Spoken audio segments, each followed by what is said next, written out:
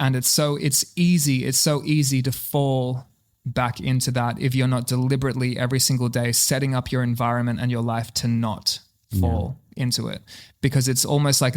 What's good, lovely people? Welcome to another episode of Den Devine Sessions. This is recorded live from Den Devine, a music venue right here in Broadbeach, Gold Coast, Australia. I'm your host, Joseph Brown, a musician, a creator, and a passionate advocate for all things music.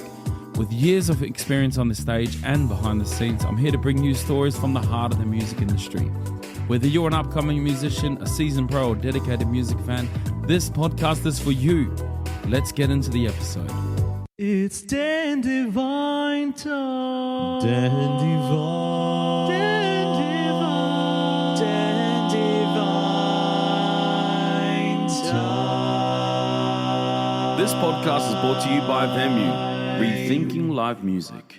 Ladies and gentlemen, good people of the world, welcome to Den Devine Sessions episode. I think this will be number 13. And we are here to talk about the music industry. We get right into the details and really follow people's journeys on what it takes to be a musician in the industry. Of course, there's lots of musicians at home and all that sort of stuff. This podcast is about really getting real and raw on the industry and some of those topics around it, and also getting to know the musician and all that sort of stuff. I'm very blessed and very lucky to be here with an amazing guest, someone who I remember we met, I think, over 10 years ago at an open mic night at Pacific Pines. And all these years later, here we are, here, right at Den Devine in Broadbeach, Gold Coast, Australia. I'm here with Jacob Lee. How are you, bro? I'm doing well, bro. How are you? Welcome, man. What? Oh, we're doing that? That one? Let's do that. Both. Both. At the same time. Yeah. I'm good, man. Yourself? What's going on? Bro, feeling happy. I've not done a pod in a hot minute, and the fact that we can also stream this through my channel is great. Hello, everyone out there. Yeah, everyone who's watching on YouTube on my channel, we speak on the daily, so it's nice to do this in a different setting with Joseph. So yeah, hyped. Should be fun. Yeah, man. Thank you for coming through. And I think when I bumped into you, I'd lost track of time due to just being a parent and a dad. I was like, I haven't seen you. Like, did you come back like a couple months ago? And you were like, nah, man, it was months and months and months ago. So you were over in Europe. Talk me through there, man. Like, what was that tour? Yeah, it was fantastic as always. This was the biggest tour I've done over there. Yeah. And I think we did 20 something shows all the way through Europe, did a whole bunch in the UK. And I've just got to say, like, every single time that we go to Romania, it's just, and people know this, like, who followed my stuff for a while, like, Romania just has the biggest reception for my music, which, like, I still don't really understand why or how. I'm pretty sure one of my songs, probably Demons, did well on video over there, and people in my stuff. So it's like the greatest reception. It's like, apart from having my children born, like, the best memories are made in that city and that country. But apart from that, like, this was the first time that I took my kids on tour and Nikki, my partner, on tour. We went on tour together years and years ago for one of my first European runs, but ever since then it's just been me and Luke, who comes and plays guitar and runs production on stage. But this time I brought the fam. Nice. And they were in the tour bus with me. At the end, we got to go to Finland and do some snowboarding, and I got to, show the boys how to do tobogganing because they'd barely ever seen snow. So just a wholesome, sentimental experience, both from a professional standpoint, but also the ability to take my family to, like, the other side of the world and show my kids especially what I actually do, even though they're probably still too young to understand it.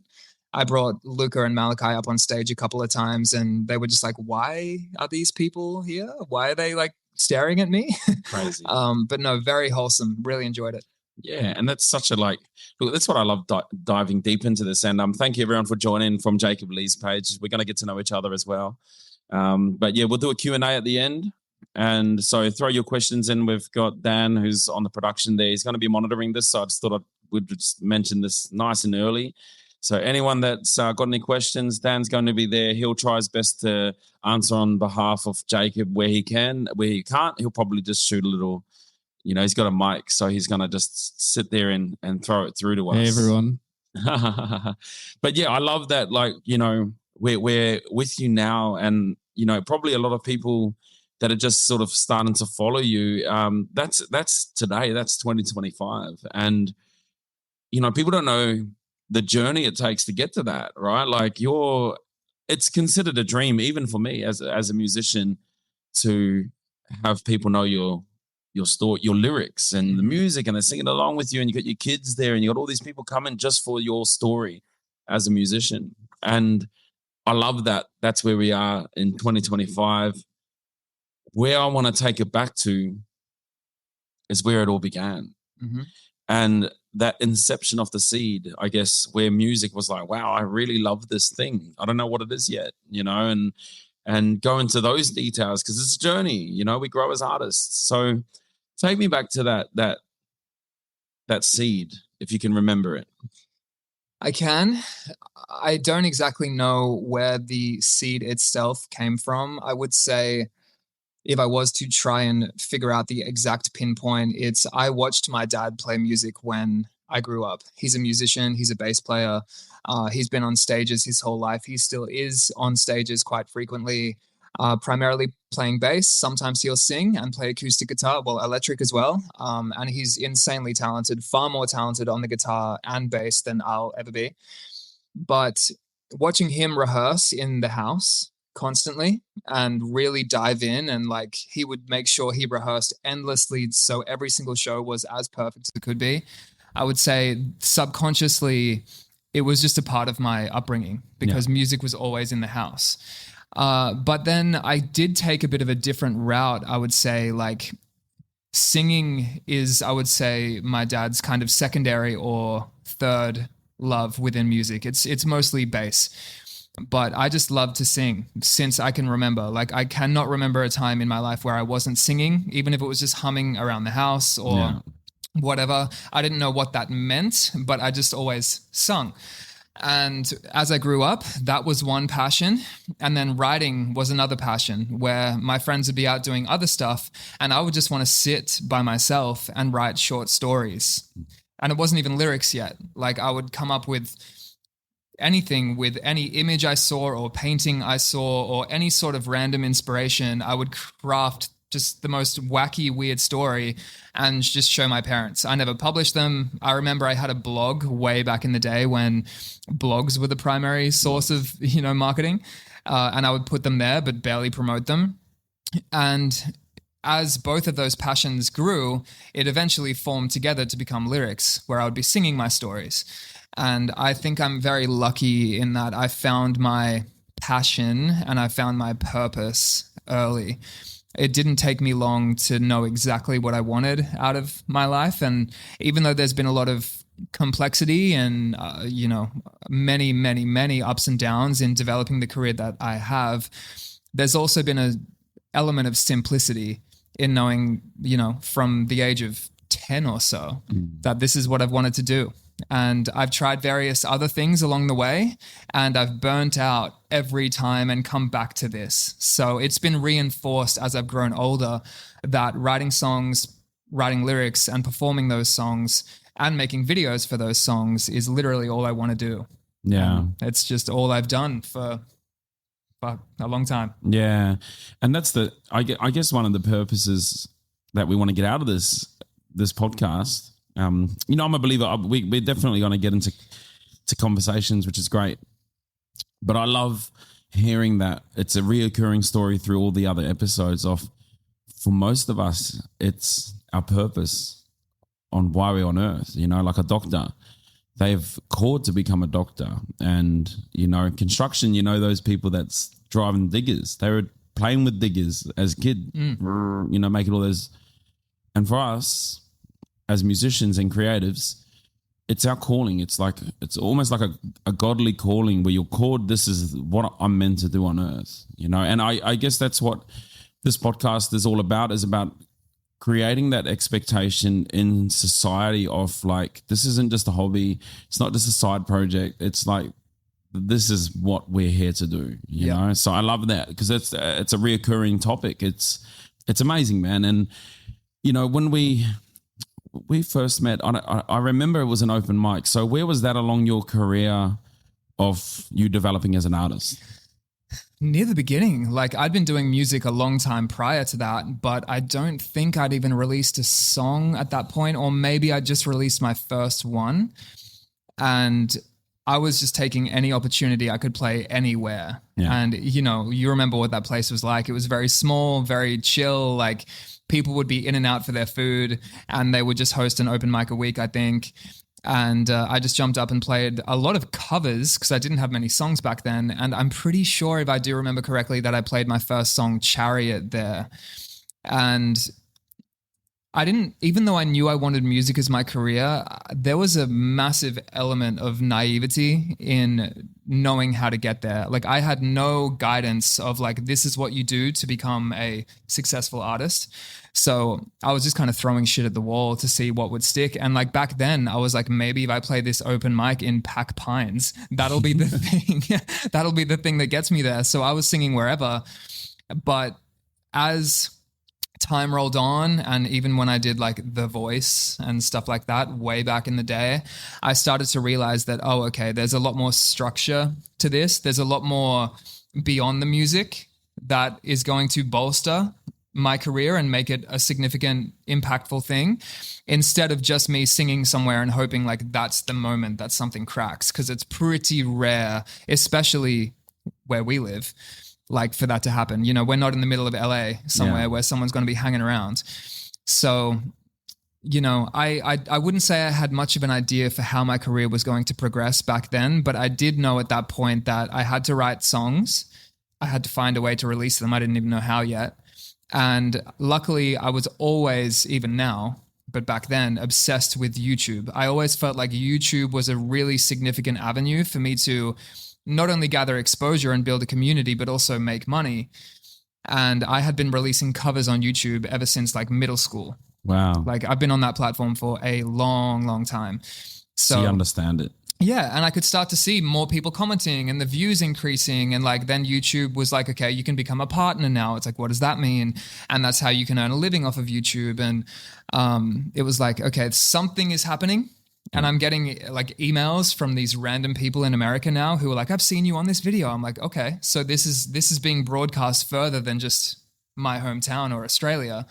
And it sounds funny when you say this stuff now because it's obvious, but back then, especially because social media was like still newish, I just had no idea. Yeah, I was just like, I'm just going to put stuff out online, put stuff out in the real world, and if someone sees it or if it looks like it's heading in the right direction, I'm just going to take that as a signal to continue down that trajectory.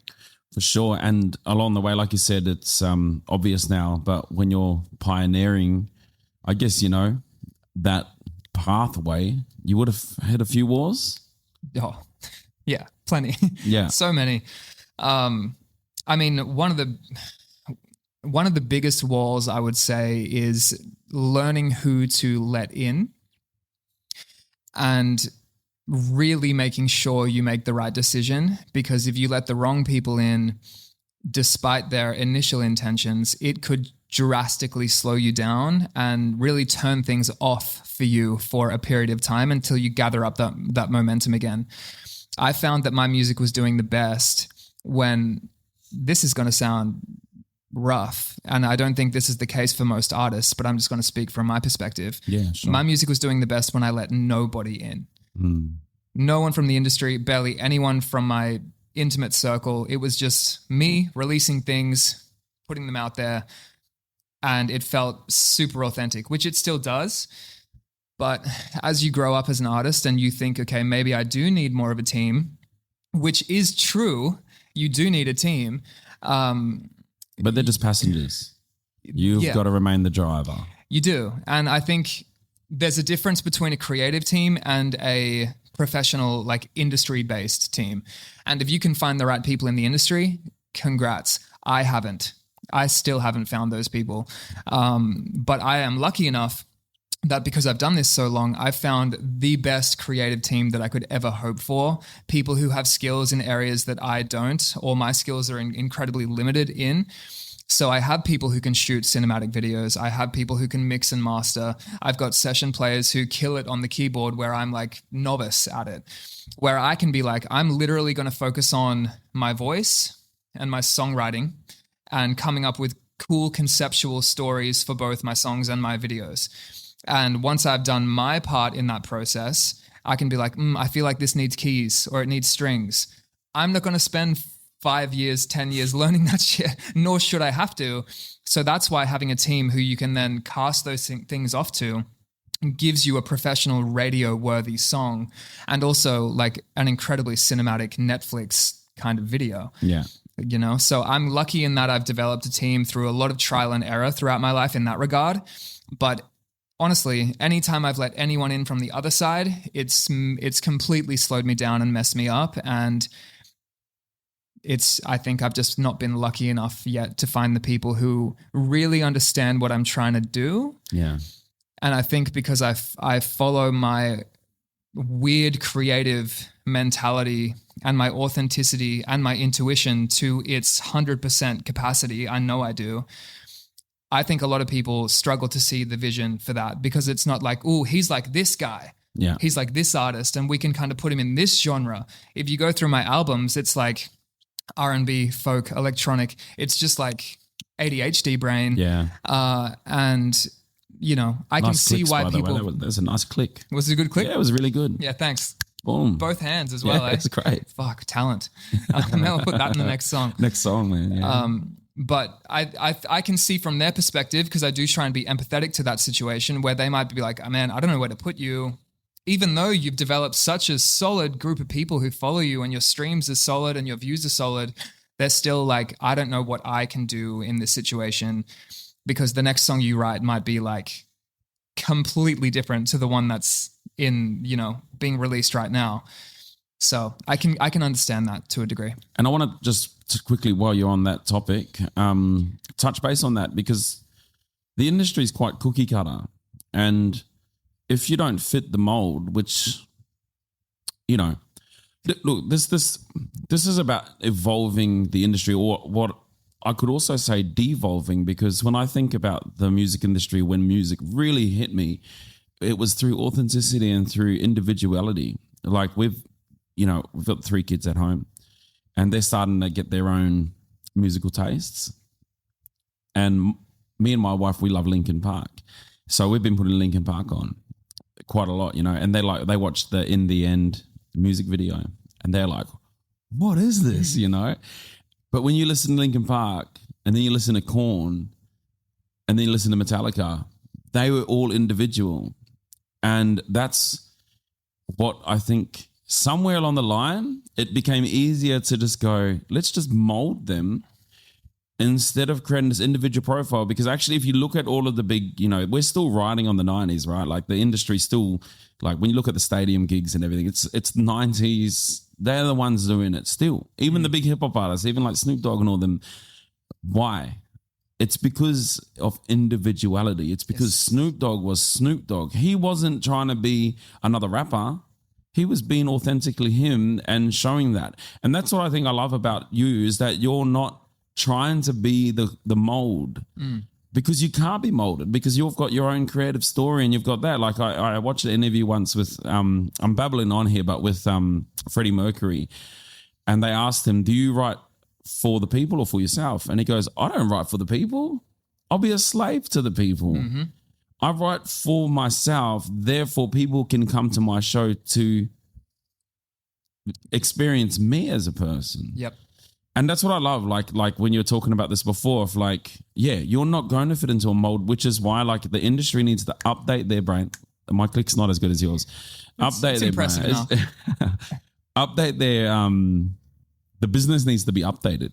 Or like I said at the beginning, like before, it needs to be downgraded back to taking Jacob and going, wow, I'm going to now put you in front of the people as you are. Mm-hmm. Instead of going, oh, I know the right mold to put you in, which it's like, man. So yeah, I just wanted to touch base on that. I think that's great, man. Man, it's like crazy how all of these previous artists were never writing and releasing for an algorithm. It's like that word was barely even around unless you were in tech. Yeah. But now it's on the tip of our tongues every 30 seconds. When you post something, it's like, is this going to work in the algorithm? Yeah. And the thing is, you'll never know if it will or it won't. And some of the videos that perform really well, you can try and dissect, but maybe it was just a lucky day. Maybe not. Like it's difficult to know, and you can go deep into that.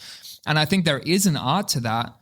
But the unfortunate reality is like trends are just the primary aspect of social media now. And if you click on a trend and you dive into that trend, you'll see thousands of people just replicating each other only because they want views. That's the only, and they're trying to get views to make money, to build a business, to live a successful life. I understand it. Like, you need to make money. It's a part of, like, most people are treating this like a business, and they should. It's like this weird paradox where I don't actually disagree with what people are doing, but I've been bound by this desire to try and always be the definition of what an artist should be.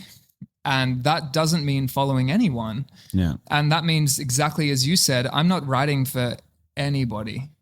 Like, if I feel like coming up with a strange little genre choice today, or if I write about something that's absolutely harrowing and tragic, which I do a lot, I've had people, like, literally only a few months ago telling me that the reason certain people aren't interested in working with me is because my songs are too sad. And I'm like, we would Pearl Jam be. Totally. Come and on. It's like, okay, like, there's plenty of artists writing cheerful songs. That's great. Go with them. I'm not trying to interject myself into anyone's life. Like, I couldn't care less. Like, if I can sustain my family and make enough money to keep everyone abundant, and we can go and travel, and I can take my kids around on tour or not on tour, and like, there's enough for that where it's comfortable and we're not concerned, and I'm still able to write authentic, genuine things that might be really uncomfortable for a lot of people, like, that's my happy place. Yeah. And yes, I want more success. Yes, I want more viewership. I would love more streams. And I still wholeheartedly believe that's going to happen. But if it takes me longer to get there, because I'm not staring at my screen 3 hours a day to see what's popping off next that I can copy, then it'll take me longer, and that's fine. Yeah. Like, it's just. And anyone watching on that note about is your sad's too song? A song's too sad. Sorry, my dyslexic brain. Sad's too song. Is yours?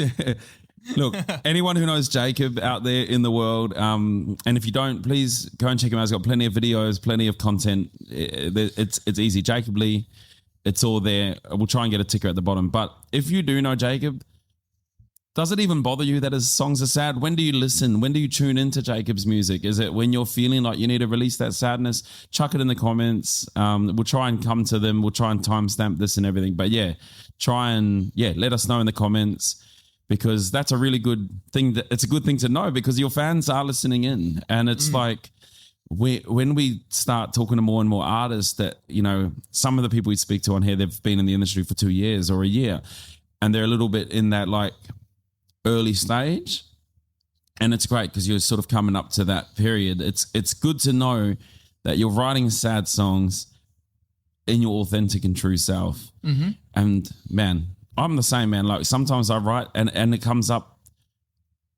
That's what comes out. Like, it's, and the thing is, like, not all of them are just depressing as hell, but like, there's more emotion in it, man. The thing that I love, because I could easily be so delusional and my music could be horrific. However, throughout this 10-year period of releasing songs, I've had hundreds of millions of people comment on my videos saying it's changed their life, it's saved their life, it's helped them through a situation. It happens 50 times a day minimum through DMs and comments. And it's like, this shit's working. Yeah. I'm touching so many people. So what bro manager says down the road, I'm just like, fuck you. Like, I don't care. Yeah. Like, as I said, and I've never said it that way, I'm going to repeat it because it kind of hit me, is I'm not trying to interject my shit into anyone's life. I'm not trying to be a burden on anyone.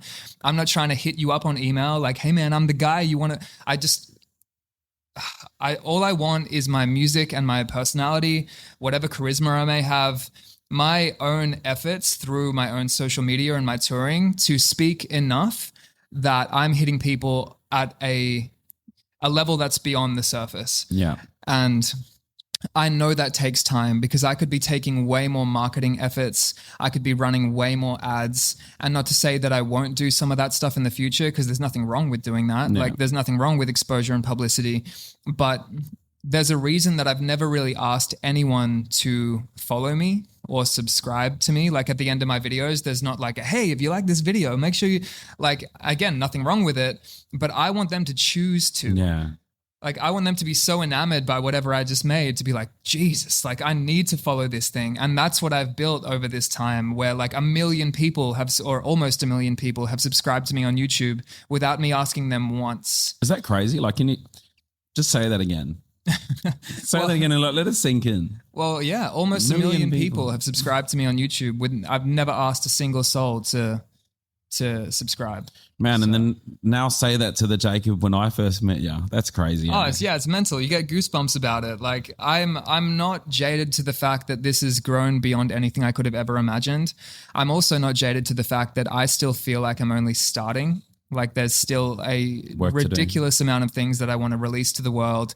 And I say this on tour on my shows sometimes, but one of my goals when I was really young was to, whether it be metaphorical or literal, either way, create a library of lyrics that someone can go into my catalog and there is a song for the topic they're dealing with. When I'm 80 years old, there's a library of lyrics that has a vast majority of difficult topics that someone can pull from and go, shit, like someone understands me. Yeah. And if I'm to talk about, you know, like a strength that I have, which I know a lot of people like shy away from saying anything they're good at, like I'm good at empathy. And I think that's what's carried into my music. Like I wrote a song recently, it's not even out yet, which some people in the community have heard that I've put a demo in. It's called This House, and it's about a domestic violence situation, about growing up in that house and what it sounds like and what it feels like and where you're sitting and how you're hiding. And it's like the childhood anthem this person has listened to and gone through. I've not experienced that. No. Not at all. I had a beautiful upbringing. My parents are amazing. But it's through empathy. It's empathy. Like if you actually sit in the shoes of someone for long enough, you can imagine the intricate things they're feeling without it coming across superficial or cliche. And I think that just comes through a genuine desire to try and understand those situations. Yeah. So hopefully, and I think it does, but hopefully those songs continue connecting with people in a way that is a positive influence, because I can also see those songs making them feel worse. Yeah. Because, you know, it's not like a lot of these songs I'm writing at the end where there's a happy conclusion. I'm just saying what the scenario is. But absolutely not.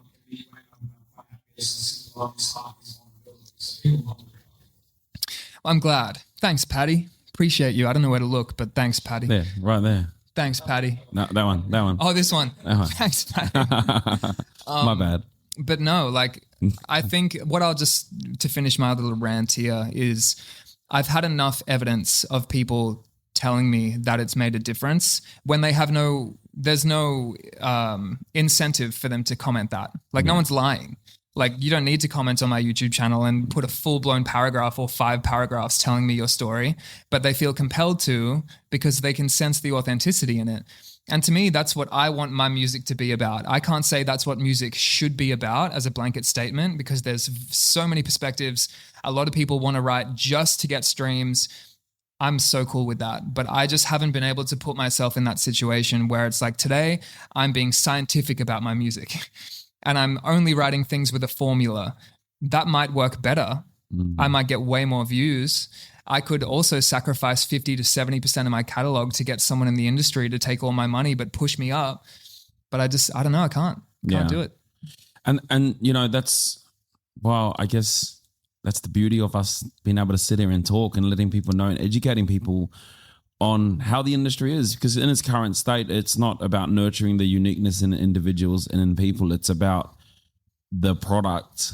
And that's all it's about, you know? And before we go too deep and we go into that, because I want to explore a few different areas. As an artist, when you go back to those moments of you doing your open mics, doing your covers and everything. What were the covers you were attracted to sing at open mics? A lot of Ed Sheeran. Which I assume a lot of acoustic artists, like that's probably the primary. Look, man, there's a reason why Ed Sheeran's Ed Sheeran. He's a great lyricist, man. Like, there's no doubt about it. Like, he's not there by accident. No, like dude, he wrote his number one hit was about crack. You know, like that 18. Yeah, dude. Like that tells you something. He's insane. I've seen him live 3 times, and I do like his older albums more. I don't dislike his newer stuff, but you know, you always have like nostalgia for whatever. But it was a lot of Ed Sheeran. You know, I tried my hand at some John Mayer because I'm nowhere near that level of guitarist, but I tried my best. Yeah. Honestly, back then, because I don't feel like I really managed to, I didn't know what my identity was. It was just anything that anyone would resonate with. So it'd be like Maroon 5 and like all the songs that like people would know on the radio, Pete Murray, which I'm friends with him now, which is crazy to say. He's a legendary human. But like all those types of songs, I would just play because I was busking on the street in Surfers Paradise for 10 years. So I'm like, how do I get people to stop? And it would just be through popular songs. I would throw some originals in when I could. But it was my attempts to get people to stop, to actually watch, was popular songs and how crazy can I sing? How many like runs and like how high can I go? And like, so it was those 2 variables that I think helped get me to the place where I am now, because now we're talking about busking. It's like my only goal was to be entertaining enough where people would actually stop when they were trying to go shopping or go to the beach or something like that. And I would usually have a pretty decent crowd. So I think that helped me now, knowing that like, okay, these people are actually here for me. It's actually easier. Yeah. Because, you know, they want to see what I have to say. Yeah, exactly. And that's a development. We've had a few guests on here, and this has been a topic coming up quite a lot, is that cover period. Because while of course we're going to be talking with your following, we have another audience, which is musicians who are wanting to come through the industry. And that's what we're going to try and touch on a few topics. One is obviously to honor your the people here for Jacob, which is great. Thank you, everyone. The other one, like I said, is to share some of that knowledge and that details about if you're on this journey, like this is some of the real stories, you know, the real things. Busking's come up a lot, covers come up a lot. People try and skip these steps, but I think that's where you become your own identity. Yep. You know, and I'm the same with you, man. I've done my busking. I've done my years of busking.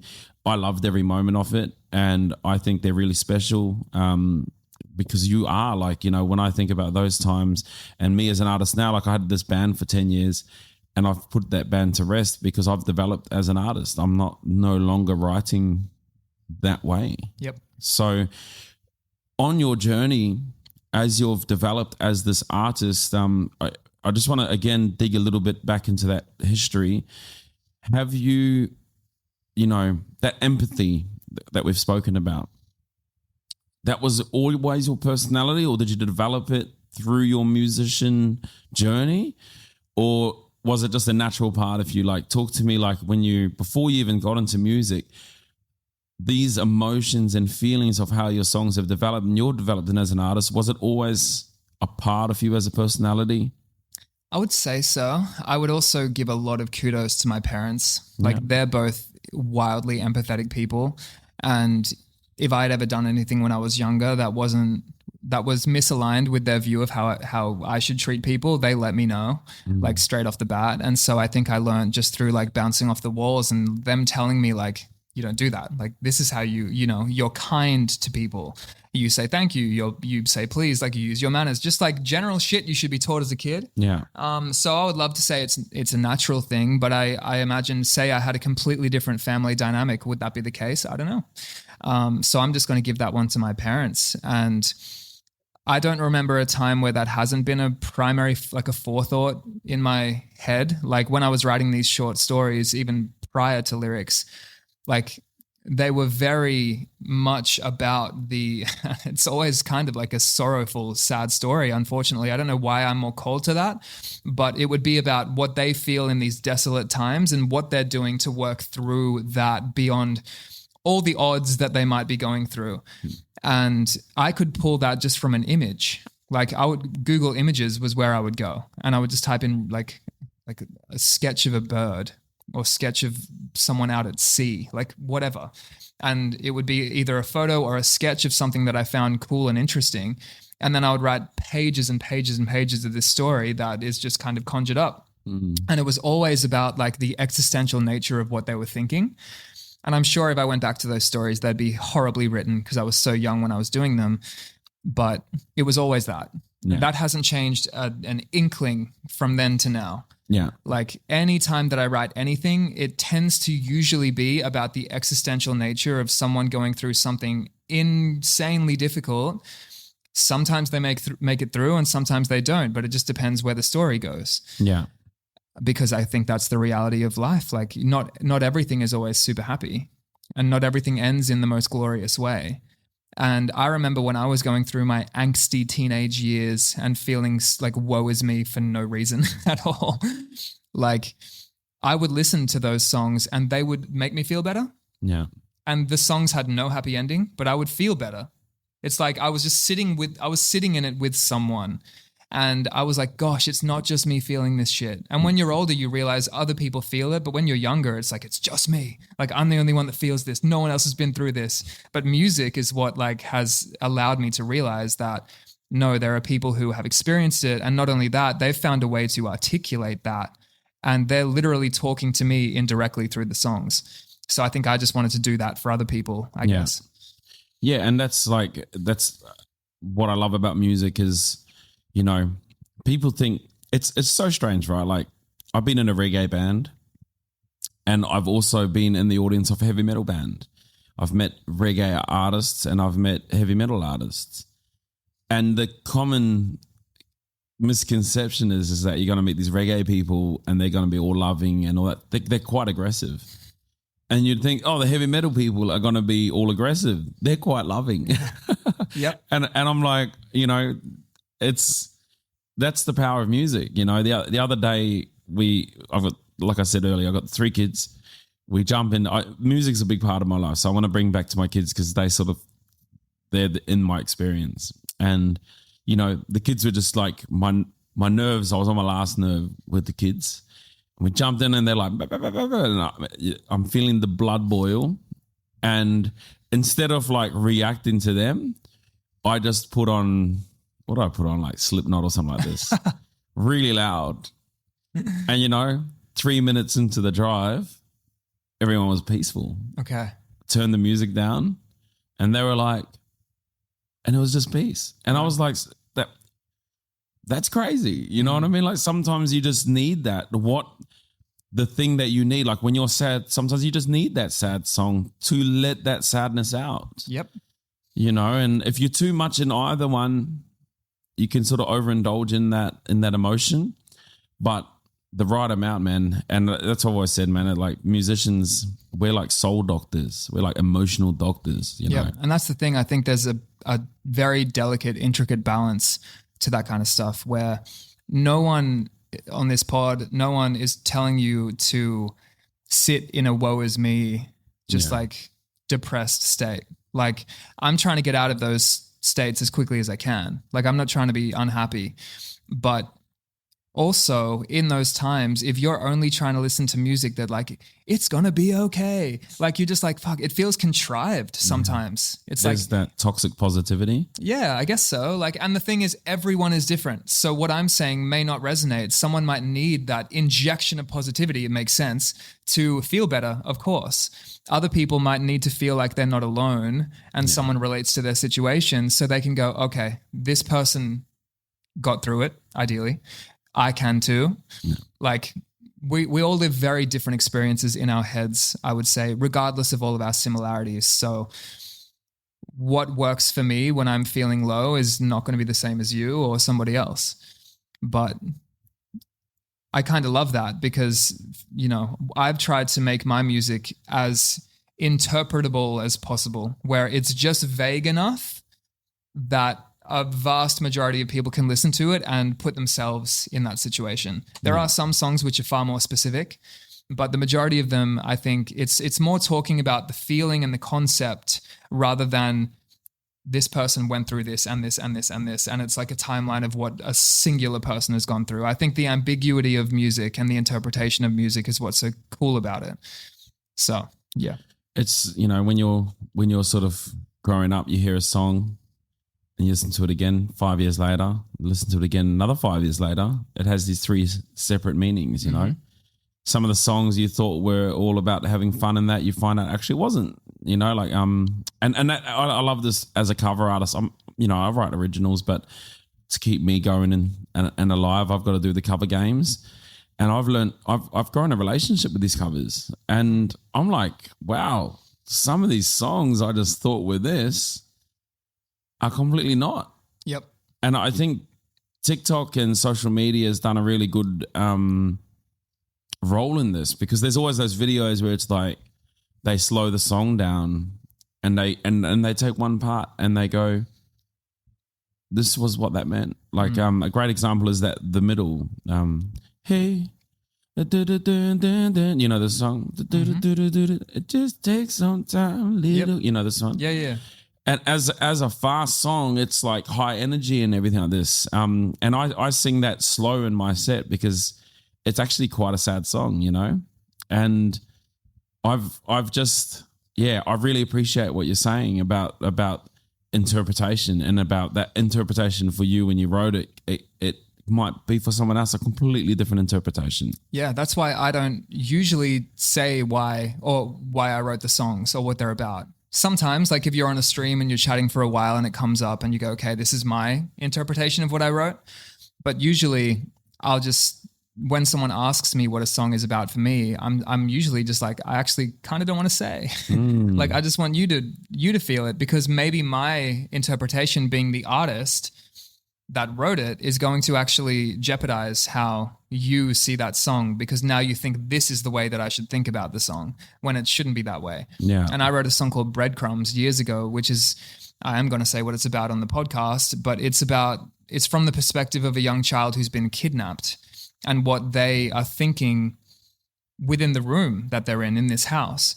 But with the majority of people not knowing that, some people get that from it and other people get adoption stories, or maybe their parents weren't there and they had somebody else, and it's related to all of them, even though for me that song is very specific about a certain topic. Can you give me the hook line? I know it's not going to be the whole story. Yeah, well, it's Mum and Dad, did you ever search for me? I swear when they think I'm asleep, I hear you on their TV screens. Keep calling out my name because it helps me see your face. If I could let you know, I'm okay. Wow.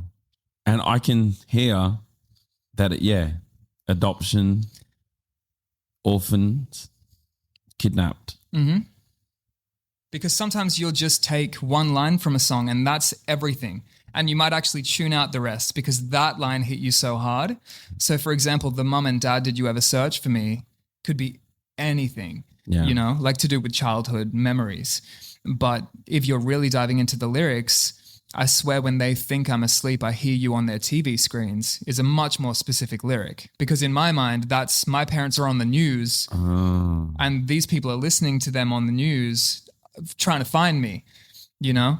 But I don't know. I think it's really cool when people can just be like, okay, this line resonates with me, this line resonates with me, and I love the melodies of the rest of the song, and I'm just going to take what I need. Yeah. Yeah. And what was your first song?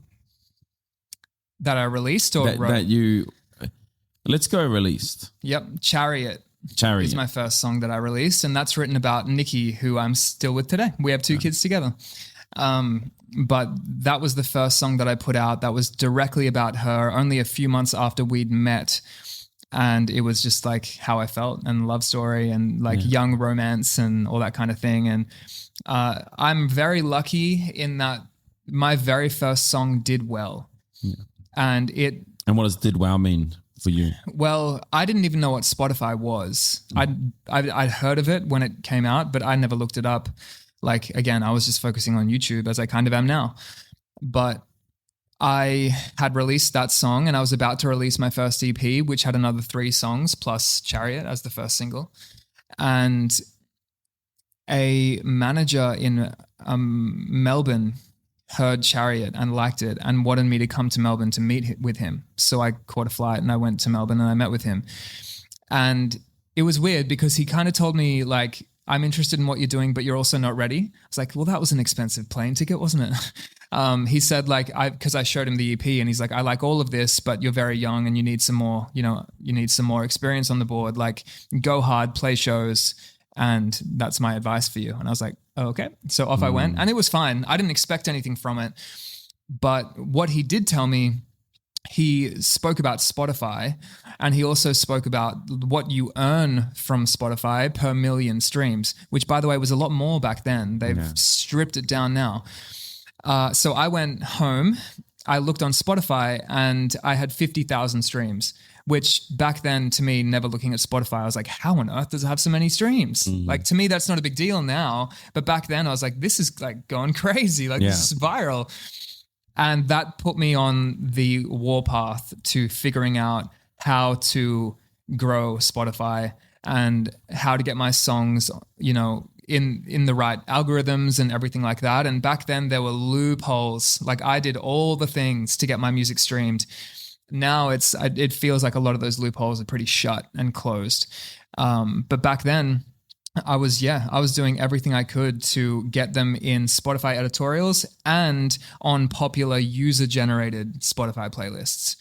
And I found that the user-generated Spotify playlists, just like you and me, creating a playlist, but it has a following because people like their music taste, was really easy.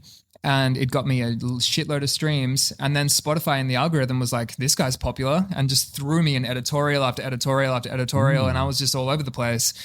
And that helped me grow a lot quicker than I would have otherwise. Yeah. So that meeting, even though I didn't end up signing with this guy, was impactful because he put me onto Spotify before it became what it is today. And before the algorithms were so sophisticated that it was so hard to get any sort of love from that platform. Yeah.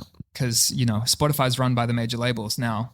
And maybe it was back then, but it was still less sophisticated. So you could find ways through as an independent artist. But nowadays, unless you have a prominent moment happening on TikTok or YouTube, unless it's like hitting somewhere else, Spotify won't even look at you. And pitching is only good for release radar, in my opinion. Yeah. Like it's just so convoluted now. And there's so many partnerships now. Like you thinking you just press the little pitch button on Spotify for artists is going to get you on an editorial. Like, good luck, my friend. Like it's not impossible. Nothing's impossible. But back in the day, just like any platform, say you get on TikTok early or you get on YouTube early, like I did. Like I was on YouTube early, not TikTok. God, you have an opportunity. God, like if I was jumping on right now, I would be a lot more confused. Like I know what I would do, but everyone else is doing it. Where, 10 years ago, I felt like I was only competing against musicians and artists.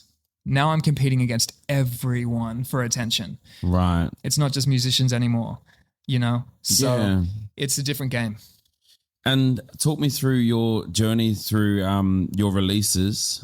Obviously, what was one of the songs it's like used for weddings, like a lot of weddings now, right? Like it went crazy. Yeah, it's got 110 million views, I think now. Which is crazy to think It's crazy, about. I know. It's crazy. I'm not jaded to it either. It's fucking insane. Yeah, it is. Absolutely. And did you, was that a plan? Did you know that inside you that was going to be how it would play out? Like, was it sort of that was the concept for that song? Or was it just, again, back to were you just writing, putting it out there? Or was it understanding how everything works? It's a mixture of both. That was the very last song I added to Philosophy, the album. The album's called Philosophy. And I only wrote it because my mum asked me to write a wedding song for my brother because he was getting married. So I wrote a wedding song. And when I brought it to Matt, who was producing the song, he was kind of like, yeah, it's okay. And I was like, oh, I like it. I've got like a sentimental attachment to it. Like, I just want to put it on. Like, it's a nice romantic song. And we just produced the whole thing in a day because I had no experience producing back then. So it was like I would write everything like this on the acoustic guitar, and then I would take it to them to produce because I couldn't even press a button on Pro Tools back then. So finished that, put it out. And I think the years of releasing so frequently made that moment a fruitful one because I had built so much momentum already and a few of my songs were already doing quite well that for whatever reason, that song, I guess just being so romantic and so appropriate for weddings, it just went off. Like there was no PR strategy. There was no ads. I think it was, if that was released on its own with no previous career, say that was my first single, I don't think it would have hit as hard, but I had a little bit of momentum back then. Yeah. So I think that was just the catalyst for that particular one going hard. And so some of the building blocks, just to get a bit more specific in some of those details, when you're saying you were releasing so much, what was your release schedule?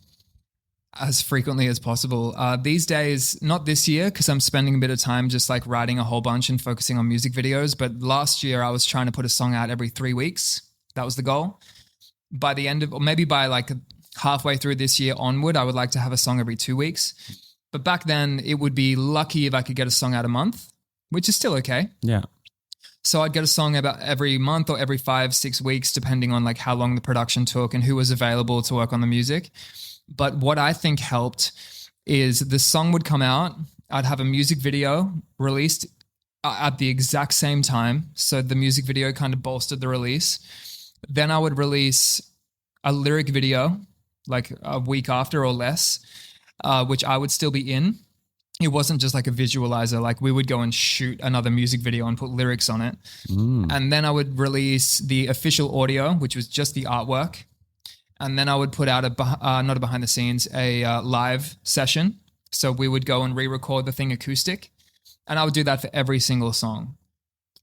Simultaneously reaching out to as many YouTube blogs as I could. They're still prominent-ish today, but back then, like you could get millions of views on those things. So I would hit up anyone like, I'm trying to think, Suicide Sheep.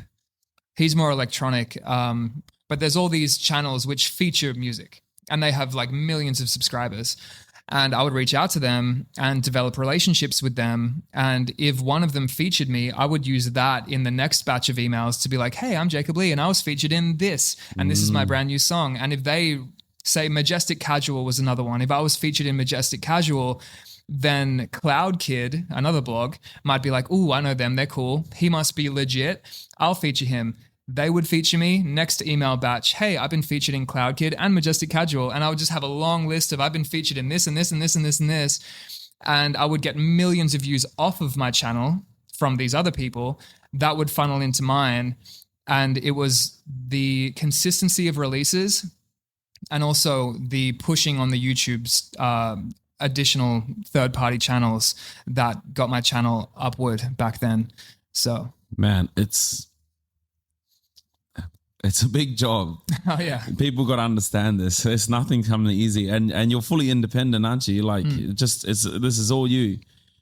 Amazing. Yeah. I would just sit on the couch and just spend days on emails. Yeah. Just emailing, and I would never be a copy and paste because I feel like you can just sniff that out when you copy and paste shit. Yeah. So I would be going into their channels, looking at what they've done, what they've recently posted, saying I love it. I'd be like, man, I love this thing that you've done. Like, God, your taste in music's so good. I think my song would provide your audience value instead of going, please feature my song, like, begging them. It would be like, no, I've seen what you do. Yeah. And I really think that your audience would like my stuff. And that was a way to kind of convince them to be like, okay, we'll give this a shot.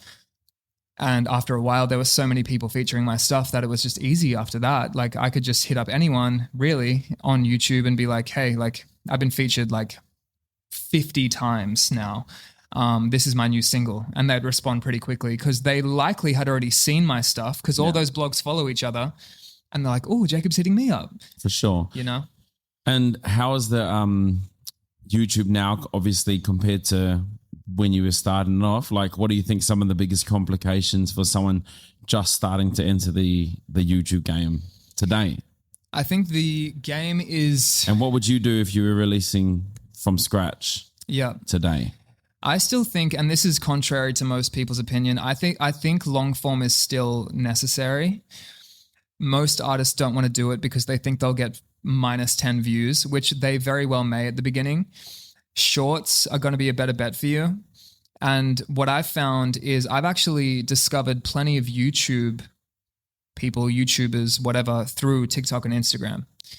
So they've been taking what they do on YouTube, repurposing it for the TikTok algorithm or the TikTok audience. And if they're funny or talented or whatever, if they're good enough, then I'll want to go see them somewhere else. And usually, unless you're just independently a TikTok creator or just an Instagram creator, most creators want to build a career on YouTube because you actually get money there.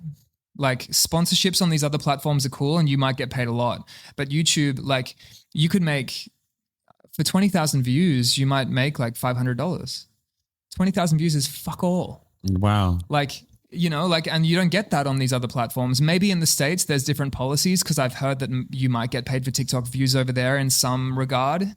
But in Australia, it's a different kind of situation. Like I've looked to a pretty severe extent to see if I could get paid for Instagram and TikTok views, and it just doesn't happen here. It's like branding partners and all that sort of stuff on TikTok. Yeah, the alternative would be affiliates, sponsorships. Yeah. If you can use, you know, we don't have TikTok Shop here, but if you were selling products and you had the access to that, you would use TikTok Shop, which is a incredibly profound way to make money because it's so easy just to like look at the product that they're putting in the video and you just buy it right then and there.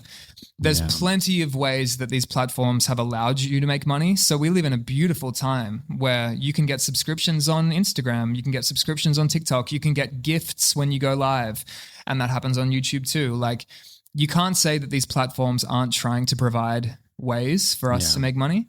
But I don't know. In my opinion, maybe I'm biased because I've been on it for so long, but if you can build your funnel toward YouTube, like you're inevitably going to have a more sustainable business, you know?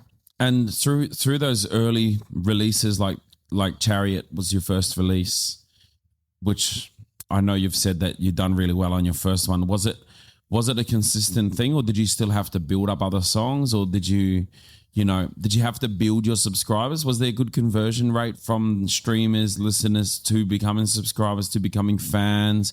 And anyone out there listening, were you there?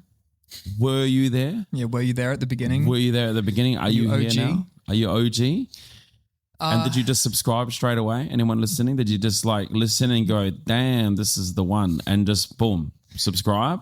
Let us know. Yeah. Let us know in the comments. I want to know. But I don't know. So specifically, what was the question there? How was the conversion rate? Conversion, yeah. Yeah, and from each release, was it a consistent growth, or was it a valleys and mountains? Like, it was that for sure. Yeah. Full on dips. Like you'd release songs that, like there's a song that I probably guarantee the majority of my audience has never heard called So Wrong. And it's just shit. It's just a bad song that I thought was good back then, and it did nothing. And so even if you have an audience, if you release a bad song, it's not going to get, much traction unless you're like top A level where everyone listens to you regardless, and they might not like it still. Yeah, ghostwriters and all that, unless you're 20 ghostwriters writing your songs for you. For sure. Like there's always variables to it, but I did notice decent conversions both ways. So if my stuff was going hard on Spotify, I would have comments on YouTube saying, oh my gosh, I just discovered this on Spotify. YouTube simultaneously, if a video started killing it, that song on Spotify started going up too. You can't see comments on Spotify, but I could see the same trajectory. Yeah. Similarly now with TikTok, if I have a viral video on TikTok, my Spotify goes psycho. It's like people just funnel over there, where I'll get comments on YouTube going, oh, who's here from TikTok? And they'll get a bunch of likes. So there is some conversion there too, but it was more of a Spotify conversion from TikTok. I wouldn't say I've done anything massive on Instagram. I've never really had a crazy moment on Instagram, so I can't really say what the conversion looks like, but they all do connect in some way. And so that's good to know. So you can... So I've got some answers here from subscribers. Tansy subscribed the first time I listened to the first song I graduated in 2024. He's early and he's coming early on. Subscribed to the first song I heard. Jake was one of the very few artists I subscribed to for the first time. I think that was breadcrumbs and Jerry Page. Hell yeah. I subscribed on YouTube a little over 2 years ago, but not to the paid subscription until recently, but you've always suggested for years. And someone comment I actually really love the song So Wrong. Oh, fancy that. You're the one person on planet Earth that loves that song. Oh, man. I actually haven't listened to it in years. Maybe I'd have a different description of it. But yeah, that's probably the only song in my catalog I'm like, I could do without. Everything else, I'm like, this is a part of the journey. Like I've improved, whatever. Yeah. That one's just like, ugh. But if you like it, I don't want to kill it for you. Keep liking it. It's not, don't think because I'm not a huge fan that you shouldn't like it. Man, I watched, I don't know if anyone saw this interview, but the Metallica Nothing Else Matters, how he didn't actually want to put that in. Mm-hmm. He's like, this is a horrible song. But then it went really well, right? This is Nothing Else Matters. Like it's a ballad. That's the thing. Like, and that's what's so cool is the songs that I've released thinking are going to kill it, don't. And the ones that I'm just like, I still love it. I wrote this thing, but it's like, I don't think it's a single, fucking goes crazy. And I'm like, okay, like that just shows I've got no idea. No.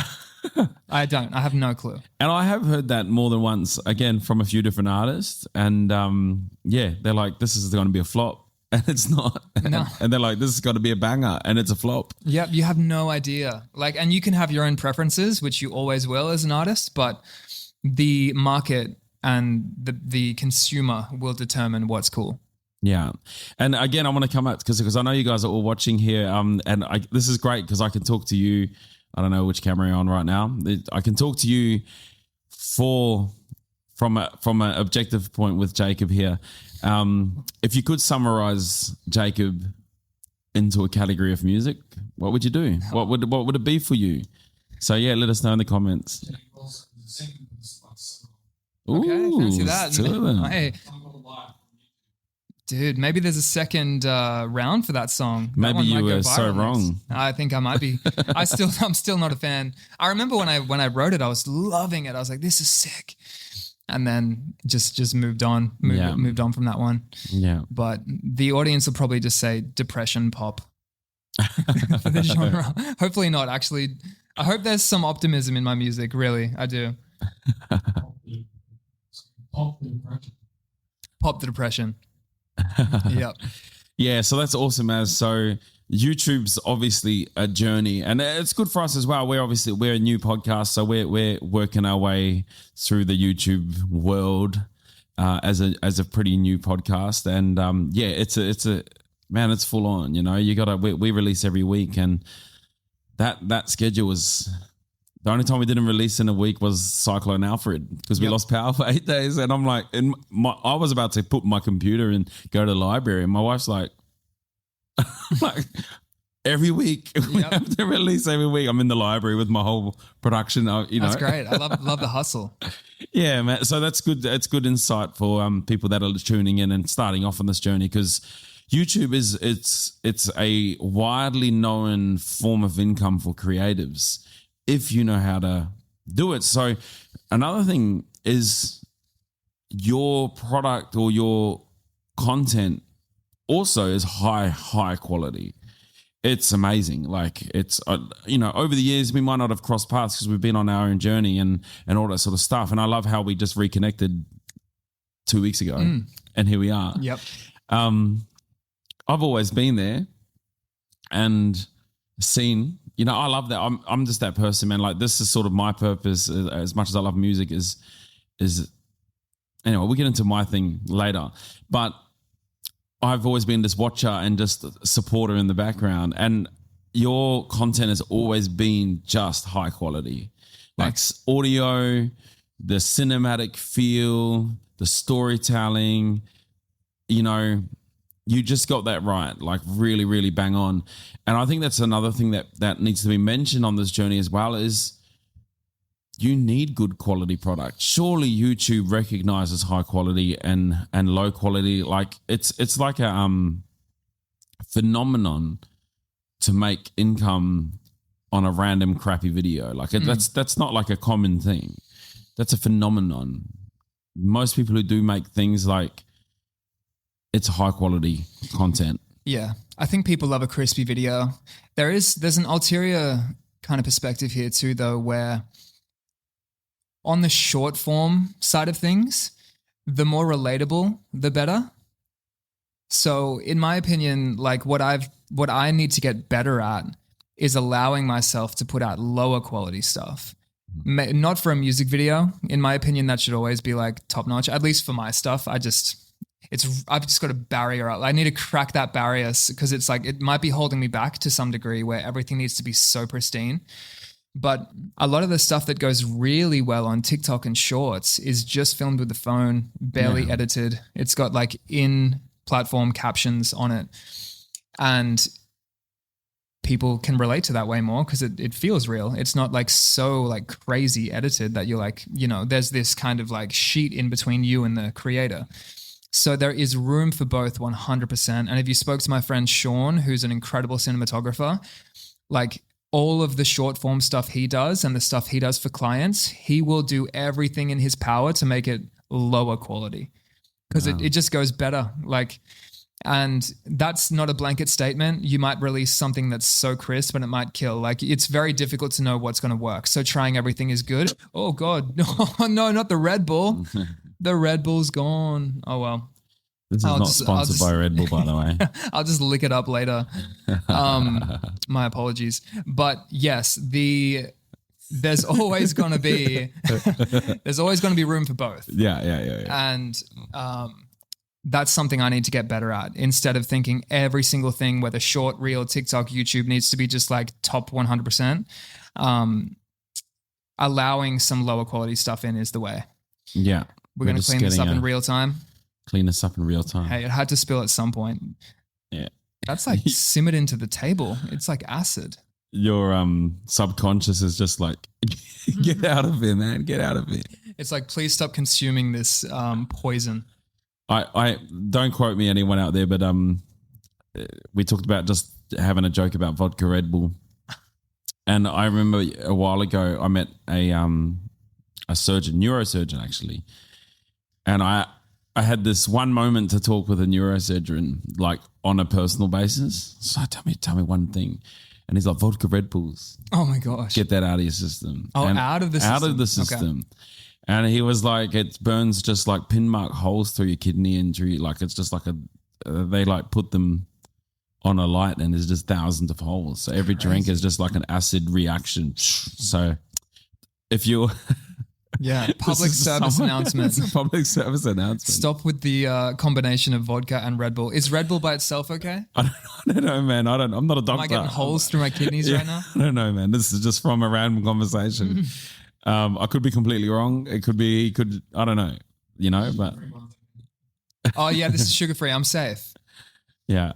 All right. It says vitalizes body and mind. So do we believe what they put on the front? Oh no. I doubt it. 3.5 health star rating. That's surprising. That's more than I thought. Promoting the Red Bull. Yeah, sorry. I'm just having a joke. It's not sponsored by Red Bull. No. It's sponsored by water. We wish. Yeah, right. Yeah, be more cash on the table. Yeah. They make good music stuff, man. Like they like Red Bull. Yeah, man. Oh, true. I think I've just seen their FKJ or something like that. Oh, sweet. Crazy as. All right. This is clean. Yep, all fixed. Back on track. Back to Dan. And where were we? So, so when your buddy Sean does the videography, are you talking specifically for YouTube that he's still doing that? Like, is he still doing that lower quality, trying to create that for YouTube, or is it specifically for reels and stories and that sort of stuff? It's more of a short form thing. Short form, man. Okay, cool. Yeah, like. If I'm analyzing what I'm watching on YouTube on a day-to-day, well, man, like even 100% I could confidently say is pretty high quality. Like it's a well-shot podcast like this, or a really decent music video, or like it's usually like filmed nicely. Yeah. But if I am scrolling through social media on the vertical side of things, if it's entertaining, it doesn't matter. Yeah. you know, which is actually cool because it's less effort and you can literally just like, I've seen so many artist videos go viral with selfie cam and they're just doing this. Yeah. Because it's like they're actually right there with you to a degree. There's not like a whole bunch of color grading and editing and like cool captions. And I'm speaking fully out my ass right now because I do the cool color grading and the captions and stuff because I finish a video and I'm like, oh, this could look so much cooler. Yeah. And I can't help myself. So I understand that that's a barrier creatively I need to get beyond, where it's like just allow normal shit to go out there because it's probably going to work better and your career is going to move quicker because you're not getting in your own way. Yeah. But you know what, man? Like it's also a part of that authenticity to your own self as well because you are the creator, you know, and it can be created how you see it, you know, like if you imagine the Sistine Chapel, like what if he wanted to dumb that down? It's sort of like, well, as the creator, you've got the vision. Now maybe your next vision is this new, authentic, lower quality, personal thing, you know? Because maybe you've done everything you were meant to do with that, that high quality content. It's, again, developing as an artist, developing as a person, like your songs and all this sort of things, these sort of creativity and these moments and these things that you're creating over the time, you have to develop anyway. Yeah. I think at the end of the day, the question you've got to ask is like, what identity am I trying to put forward? Yeah. And what am I, and we spoke about this a bit prior, but like, am I trying to be a human-centric artist or a character-centric artist? Yeah. Like, do I want people just to know me or do I want to convey something deeper that can act as the beacon or the catalyst for like an idea? And what am I trying to put forward? Now we're here. Talk me through this. Man, I feel like I should know, like cop-out answer, to be honest, but it feels like I'm a bit of a hybrid and I'm not sure if that's a good thing or a bad thing. Maybe you should just make a call, but like what I put out there is me 100%. However, I'm putting out ideas that are far more existential than what I think about on a day-to-day. Like we're all just regular humans at the end of the day and we're just living our lives and being parents and just like experiencing things and making jokes and whatever. But what I'm speaking about in my music is so rarely about me that it feels like I'm adopting this idea of this individual who can deeply understand everyone, which is impossible. I can't. But maybe the character can, and I can do my best to put that forth because like we've said, like barely any of my songs are about me. Like there's a very small portion of my songs that are about my experience through life. You know, like I said about the domestic violence song or the kidnapping song or schizophrenia. Like I'm talking about schizophrenia in some music and like I've never experienced any of that, nor have I known anyone who's really gone through it. Like with the domestic violence thing, I do know people, unfortunately, who've been through something similar to that or have been through that. But again, I wasn't in that room. So I don't know. I'm not ever showing up online here or on my streams or in my videos as someone else. Nah, you. But the concepts that I carry forward are definitely inspired by wanting to be more of like this like understanding, compassionate, empathetic, mystical character, you know? So I guess that's why I say I'm a hybrid. Let's bring it back to your following that's tuned in here. Is Jacob mystical? Do you feel that mysticism? Probably not. I'm probably doing a really bad job. I don't know. Are we breaking the illusion? Yeah. It's funny, I've not really spoken about that per se on my streams because those who are here have probably joined some of my streams in the past, but I like diving into this type of stuff, this topic, because it's difficult to get here. But I think through long form, like with someone else, you do get here. You do. Yeah. Like look where we started, look where we are, and look where we can go. That's the beauty of it, right? Like we always try and have a purpose on this podcast, to try and keep it in line. And that's the great thing about it, like having a bit of a purpose. Yeah. So a couple of comments. Judy Von Zimmerman, apologies for that wrong. Thank you for being honest artists who find the truth of others' reality. you, me, Jacob is the guy that everyone relates to. Accepted, Jacob, you have been blessed with a gift from Patty again. Oh, And you're a unicorn. hey, without the horn. I need the horn. Yeah. Right. And the rainbow tail. And life is hard. Jacob is still Hey, all right, thanks, friends. So AF. what I'm trying to convey must be working to a degree. And it's funny, like, we can turn the lighting down. yeah, Make it even more mystical. I'll put on a wizard hat or something. But the thing is, like, I don't think there's anything inauthentic with trying to convey yourself as something, as long as a lot of your own, I want to say, like, personality and your own, like, truth is injected into it. You know, like all of us think of our potential of what we can be, and we're all striving to be that. And maybe if I was to put it in a different way, I'm trying to act as my potential would, like the full version of what I could one day be, like that deeply understanding, like wise character, which I know I'm not.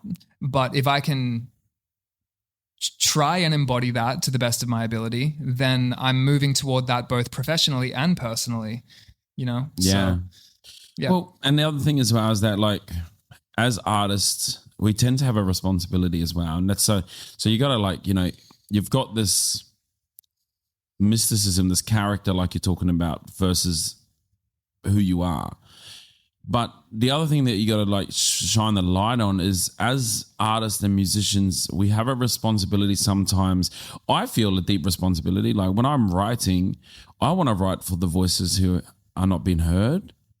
And, you know, I'm very similar. I try and write a happy song and I just throw my phone against the wall. I'm like, what is that? That's horrible. It's harder to write happier concepts because they feel so cliche sometimes. Exactly. But then that's the other genius of happy songwriters, is that they're tapping into that emotion. Totally. And that's what's beautiful about this journey. And so I wanted to, like, just, I guess, support what you're saying from a more responsibility dynamic, right? Like, you have this responsibility that you might feel that I have to speak for these people who don't have a voice out in the world.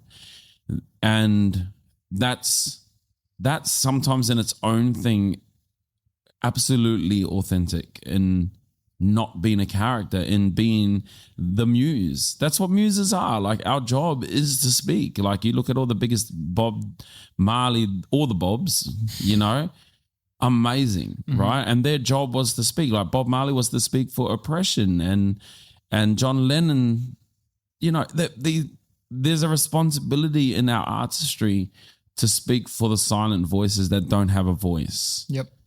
There's nothing better when you do get people coming up to you on tour and they can pinpoint a song or a lyric or a verse and say, like, I literally went through this exact scenario. And again, like I said earlier, I felt like no one understood or cared, but I found this song and it made me literally, like, people say it saved them to some degree. And I always say that it didn't. I say that you did.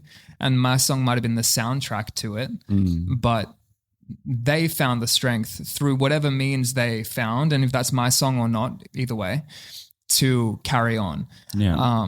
But isn't it beautiful to be able to live in a career and a passion that helps people so much, and so indirectly? Like, I'm just sitting in my house, in my little studio, and coming up with things that I think might relate to someone. Yeah. And then if it does well enough, you have hundreds of millions of people saying, like this has genuinely, like, made a significant impact to my experience here.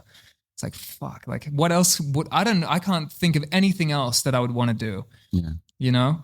And I think that's probably what actors feel, because they can do that through movies. I think that's what people who dancers feel, because they can move their bodies in a way that really impacts people with the right music to it. Like, that's what art at the end of the day is. You're creating something that genuinely... Didn't you do a video clip with a dancer? Yeah, I've done a couple. Yeah. Yeah. And I would love to do more. I do that every now and then. It's been a couple of years since I've done that last.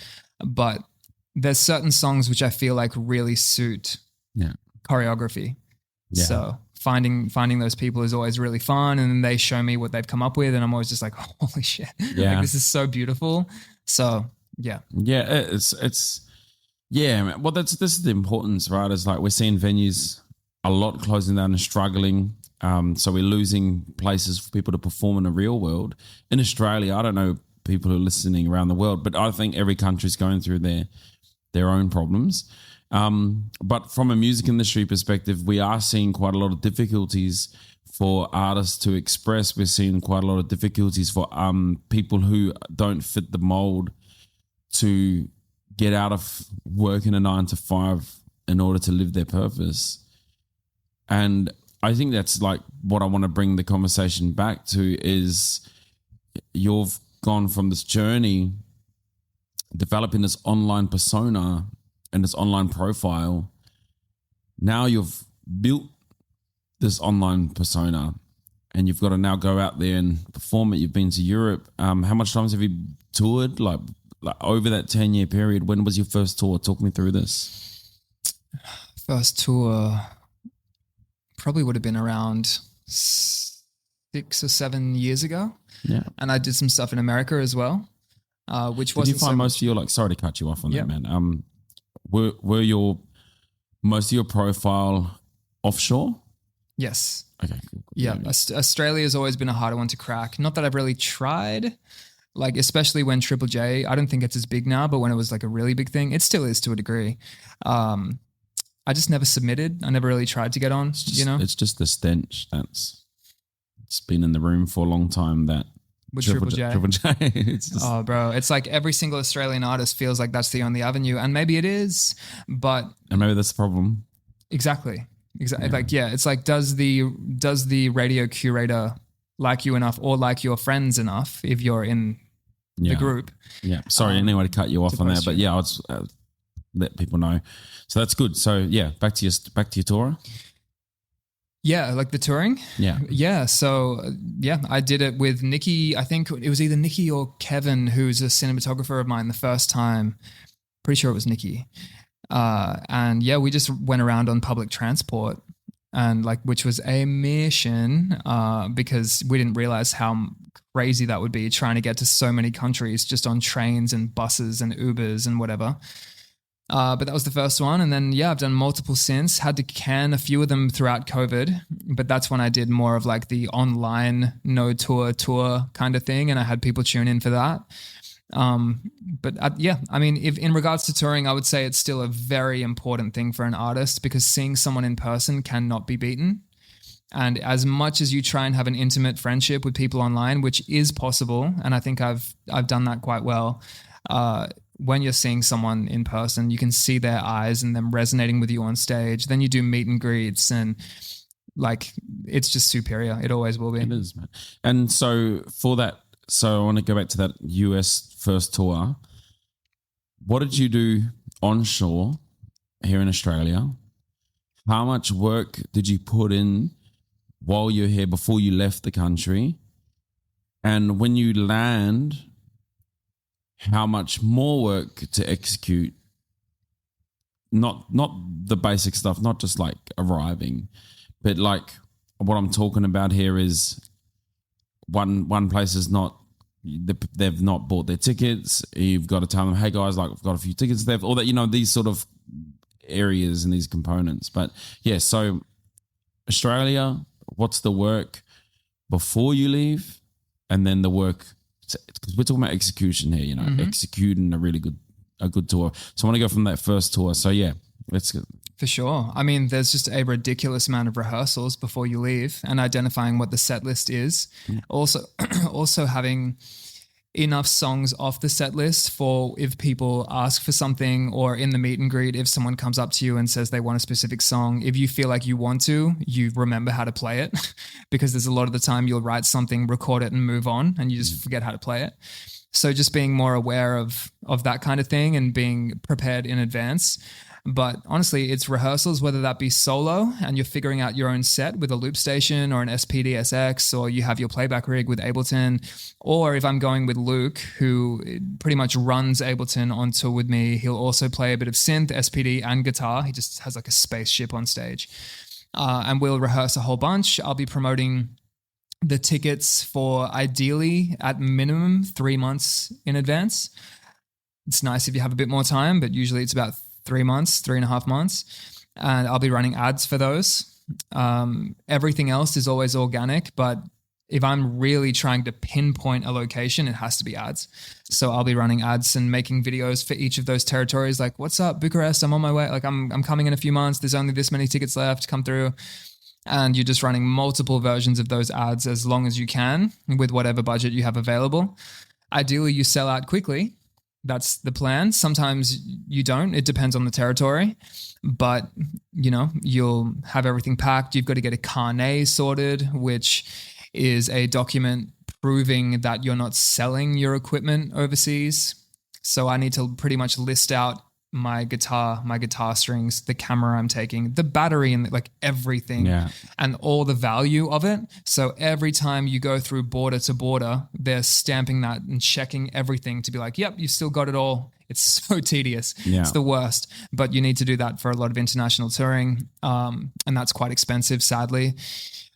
Then you're on tour, and my priority is rest.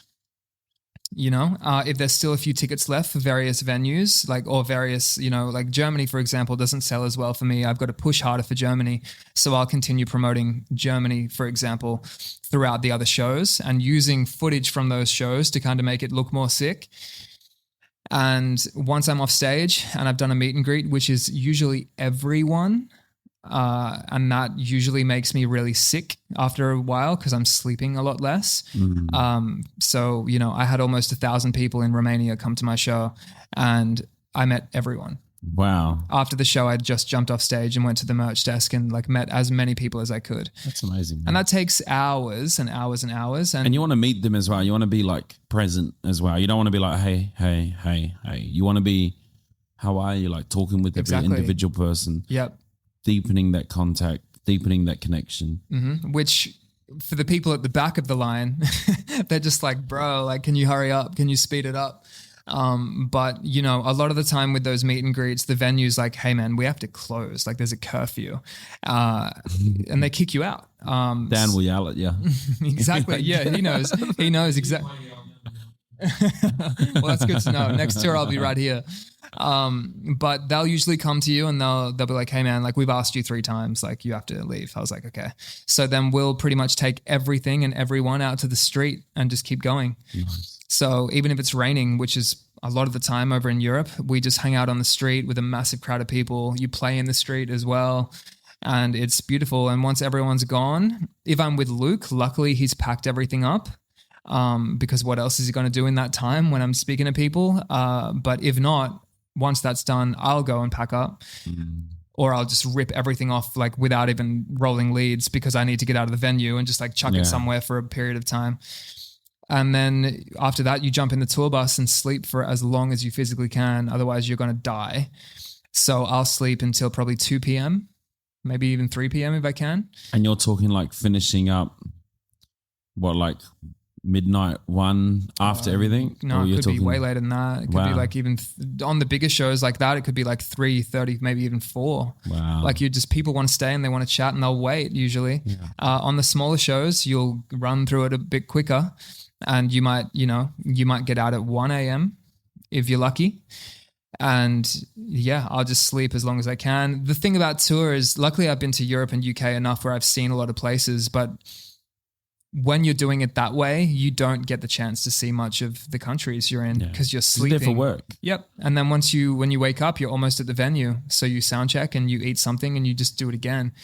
But by the time you play 30 shows and you're doing that every time, like I'm overdosing on vitamin C, like I'm taking vitamins, magnesium, Armor Force, like all the different things to make sure I'm okay. You'll still inevitably start getting sick, and that's just a part of it. Like it's exhaustion. Yeah, and I probably wouldn't if I didn't meet so many people. Like even though I love it, and I'm never not going to do that. Like shaking everyone's hands, someone is going to be sick in that room, probably. It's a part of our job. It's a part of it, and I would never change it. But if I didn't do that, and I only did say paid meet and greets, which I've done a few times before, I would be asleep a lot quicker. I'd probably not get sick as much, and the rest of the shows would be a lot easier. But I find the meet and greets way more fun than the shows. I love the shows, of course, but meeting people and hearing about their first experience with a song of mine, or if it's helped them, or like sometimes they'll bring you gifts and they're like they've painted you or something, and I keep them all in my studio. Like that is what I do music for. So that's crazy, man. I'm loving this, man. I'm loving hearing these.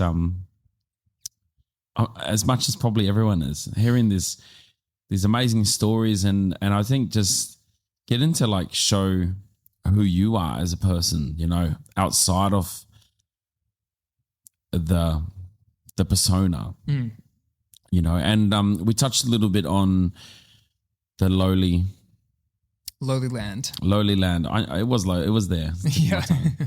Lowly land. So I feel like it's an appropriate time to start bringing that into the conversation. For sure. The lowly lands, because I'd like to know more about that. I'm sure everyone would. Yeah. I might be late to the party. Everyone's like, well, lowly lads, we know all about it. People on the YouTube stream they definitely are aware of it. My record label used to be called Philosophical Records, and it was that for a very long time.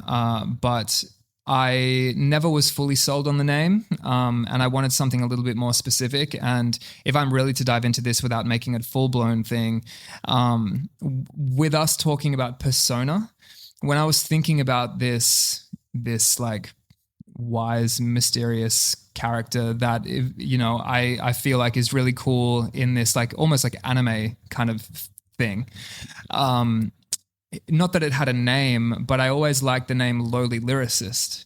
And I used that for a few things in the past, just like little things that were semi-tied to the music, semi-weren't. And I just thought it was a cool, like interesting name that probably everyone else thinks lame, but I thought it was cool. And as I kind of continued on just with my career and whatnot, it eventually turned into creating a world around the music and like trying to see how successfully I could create this environment that people exist within when they're listening to these songs. And that will just depend on the consumer as to whether they just want to hear the song and enjoy the song, great, or if they really love what I do and want to dive into this like created world. So it was called Lowly Land. And I changed my record label to Lowly Land Records. I've got a clothing brand coming called Lowly Land as well. And I've been talking to those on stream about that for a fair while now, where I'm creating like streetwear with like really intricate designs that I would want to wear, that can become a standalone thing simultaneously. Yeah. But the reason that it's actually called that beyond the lyricist idea is because I have always been so obsessed with the idea of moving beyond the lower, lowly self and this part of us that, in my view, we all have two voices. Sometimes we're hella motivated and we don't give in to temptation and everything's sweet and we really lock in. And other times we fall off and we do give in to temptation. We do dumb shit and then we feel shame about whatever we've done. All of us go through that. I go through it every single day. And that is Lowly Land.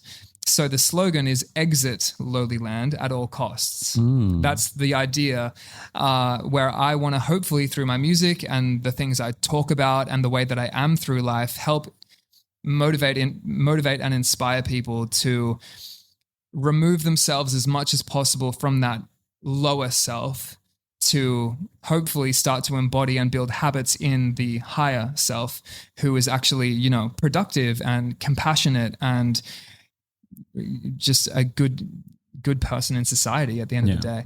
So I guess that's kind of like a brief analysis of why it's called that, where it stemmed from. And I also just think it looks really cool on shirts and banners and like the way that it's all been written and the graphics I've had made up. I like the idea of creating this universe that stuff can sit within. And those who followed for a while, it's become quite a thing where, you know, even the community is called Team Lowly Land. So yeah. That's awesome. So it's almost like a space to help people develop and, you know, grow as people to get out of that. I love that, man. I love that. It's a really, really, and are you, when you're in that space, what are the different components that you do to be able to keep that feeding that land lowly lands? Like, what are some of the stuff that you like to remove myself from it almost, like, because that's the whole idea. Even though it's called that, like, you don't want to sit within that because that's actually the shitty spot. Yeah. I called it that as a reminder of what you're trying to escape per se. But for me, and this is pretty obvious, but it's just more reflection and allowing yourself to reflect more frequently. And with kids, that's harder because you just feel like you've got less time. But whether that be meditation or journaling or any sort of reflection where you literally just have a moment to sit in silence, I feel like that's the best moment for your intuition to kick in and speak to you and say, you know, this is what we should be doing. Yeah. Right. And like in those moments, you can try and figure out a way to sort your environment to be conducive to positive actions instead of allowing all the bullshit to just consume you when you're not actually taking a second to put those things in place. Yeah.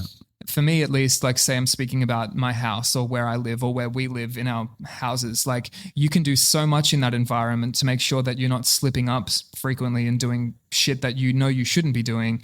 And whether that be like productivity or like drinking too much or even like porn or whatever, like all that shit is like, it sucks the life from you. Yeah. And I don't know, if I can, you know, create art and a concept and even clothing that signifies and also acknowledges the attempt of moving beyond the clutches. Because I don't know if everyone feels it as hard as me, but like I feel like the lower self is just pulling me back all the time, every day, multiple times a day, to not be productive and like not actually move toward the potential I know I can be.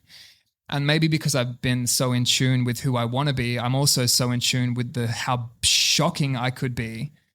And from an existential viewpoint, how, I don't want to say bad or evil or whatever, but like I can see I can see both paths. Does that make sense? Man, it does. Yeah. And on that topic, like we're going to go off the music talk right now because I'm interested in this. You know, you talk about lower self and higher self. Do you think there's external forces at play? External forces in which sense? Well, like you've got the fear of God state.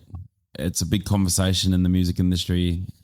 And I think in spirituality and in the world of God and devils and demons and angels and all of these sort of things. Because, you know, porn, for example, it's pretty accessible, right? Like it's, you know, you can just pull it up. My wife's from Turkey. I was in Turkey a couple of years ago. And the conversation came up of casinos and of porn and all. I don't know where it came from, but I was talking with the family, and porn's like completely prohibited in Turkey, and so is casinos. No casinos, and when they had the casinos, there was huge suicide rates because they'd lose all their money and then kill themselves, that's people do this, and since they dropped the casinos, this happened less and less and less and less. So what I guess I'm getting at is there's obviously like a external forces that can play on this lower and higher self. You know, there's people that, I don't know, manipulate, maybe like sit there and puppeteer these sort of emotions. When you see this comparisons, people in this comparative society that we're in where they're constantly comparing themselves. And then, you know, all of these sort of things. So, yeah, I just wanted to ask from your point of view, like, do you think there's external forces or you think it's purely within ourselves? Well, I mean, I definitely do believe in frequency and vibration. Like I've had many experiences in my life where maybe I'm sitting on like a higher frequency kind of energy and things are coming to me left, right, and center. And other times everything else is going wrong. But I can't really speak on the realms of like a spirituality kind of sense. I think everyone's got their own opinion on that. I'm not religious per se. I am spiritual. Like I do want to believe there's something out there. My answer has always been, I don't feel smart enough to make a choice. Like who am I to say what's correct? Like with my limited experience in life, it just doesn't make any sense to me to be like, I'm putting my faith here because my perspective is this big. Yeah. And there's so much else going on and people living in different upbringings and cultures. And it's like, how could I just don't think I'm ever going to get to that point. But say, for example, with, speaking about porn and lower frequency things, I think a lot of the time for people, it's just a coping mechanism to deal with the struggles of everyday life and the suffering that we all feel every day to certain extents. And it's like, God, like I just need something, could be alcohol, drugs, any sort of quick fix to make me feel better, even though it always makes you feel worse. You actually don't care in the moment because you're going to have a brief moment of relief. So I think you can consciously choose to sit at a higher frequency. And again, I think that comes back to reflection and really good habits. And then you might be less likely to fall into those types of things once you have developed the habits to stop doing that. But whether it be only based on like where you're at on a vibrational level, or if you're literally just trying to cope and just like manage your way through. But you could say coping is a low frequency thing. Like that could be like a low frequency state that you're in. And it's so easy to fall back into that if you're not deliberately every single day setting up your environment and your life to not fall into it, because it's almost like that's the natural state.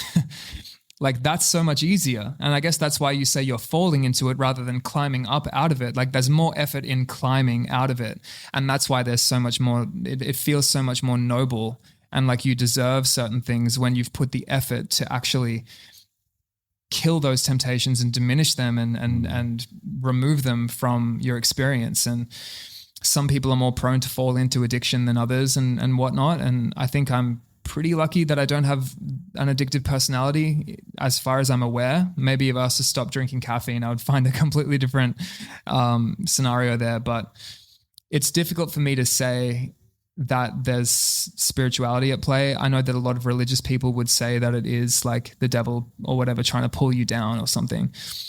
But again, that could be true. It also may not be true. You just don't know enough about it right now. And it doesn't matter how much I read either. It doesn't matter how much I study and look into the history.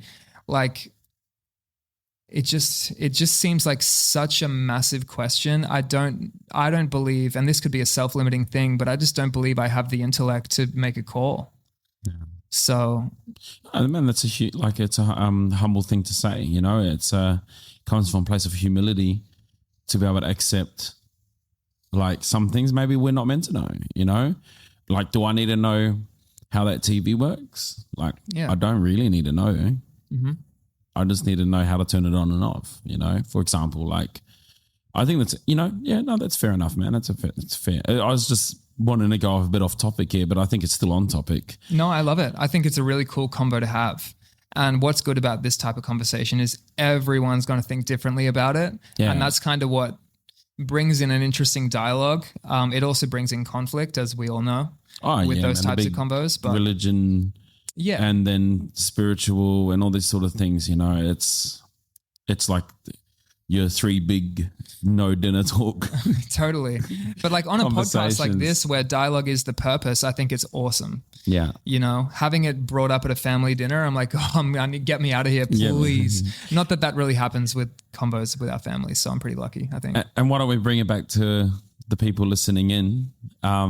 What do you think? What do you think is at play? Do you think there's people puppeteering all of these emotions, conveniently putting accessible ways to be on a low vibration? Like I don't know. This is the question, but it's lowly lands. That's what it's about. Which I'd love to serve the purpose of lowly lands while we're here. Like it's like, let's serve that purpose. Let's help people get out of that and think about things on how to protect themselves, Yep. You've got to protect yourself from, these things. Yeah, man. And health. Yep. Like the way that I like to put it in probably one of the more simple ways is just choosing conscious action over compulsive action. Compulsion is always just like, I need something now. You're just doing whatever you can to feel better. It's like, there's no thought. It's all instinctual. But conscious is always more calculated. Yeah. And that's why I bring up environment and your setting and the people you're around, because I think you can exist in a reality where it's incredibly infrequent that you fall back into that shit. I really do think that, but that it is quite difficult, especially when you get older and you've developed bad habits too. But I think if you're surrounding yourself with people who are also simultaneously trying to do the same thing, and all of those temptations in your household or on your phone or like in the cabinet with your alcohol, like all of that is eradicated. Yeah. It's like, what am I going to do? Like I'm making it so much harder to do those things because they could easily be very accessible, but I can deliberately make that very difficult to find. And by the time you end up going through certain barriers to get it, it's like the craving's gone and you're like, sweet, I did it. Like I've beaten it again. Yeah. And then that's one step toward developing a habit where it doesn't even plague you anymore. Yeah.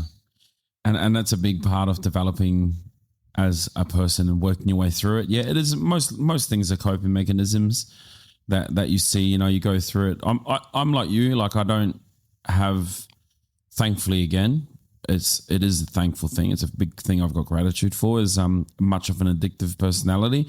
I'm just self-aware. Like I know when I'm using whatever, could be just drinking, could be smoking or whatever it is. Like, I become self-aware when I'm relying on that thing to relieve this other thing. I'm like, oh, here we go again, And I think that's a part of it as well, as understanding your own personality, understanding your own self, and like you said, meditating, being with yourself, getting to know yourself, and getting to love those demons inside of you. Because at the end of the day, man, like they're in ya.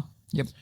And I don't mean the physical religious kind of demons. I mean, I'm talking about the demons could be like thoughts or could be an experience or whatever. Like everyone's going to interpret what that means, but I think you have to sit with your shadows. While people do the light work,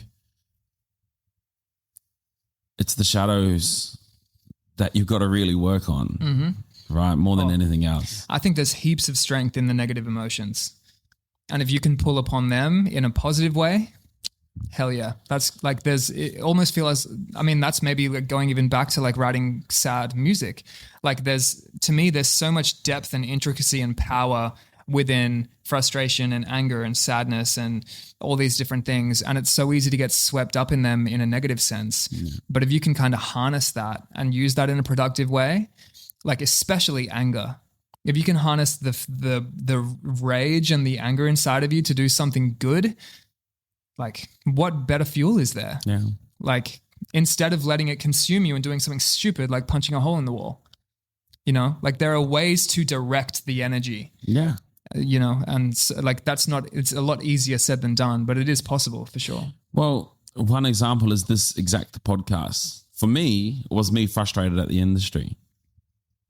And instead of being reactive, of like finding these like leeches that's stopping the growth of artists within the industry, because that's how I feel. I was constantly hitting these brick walls.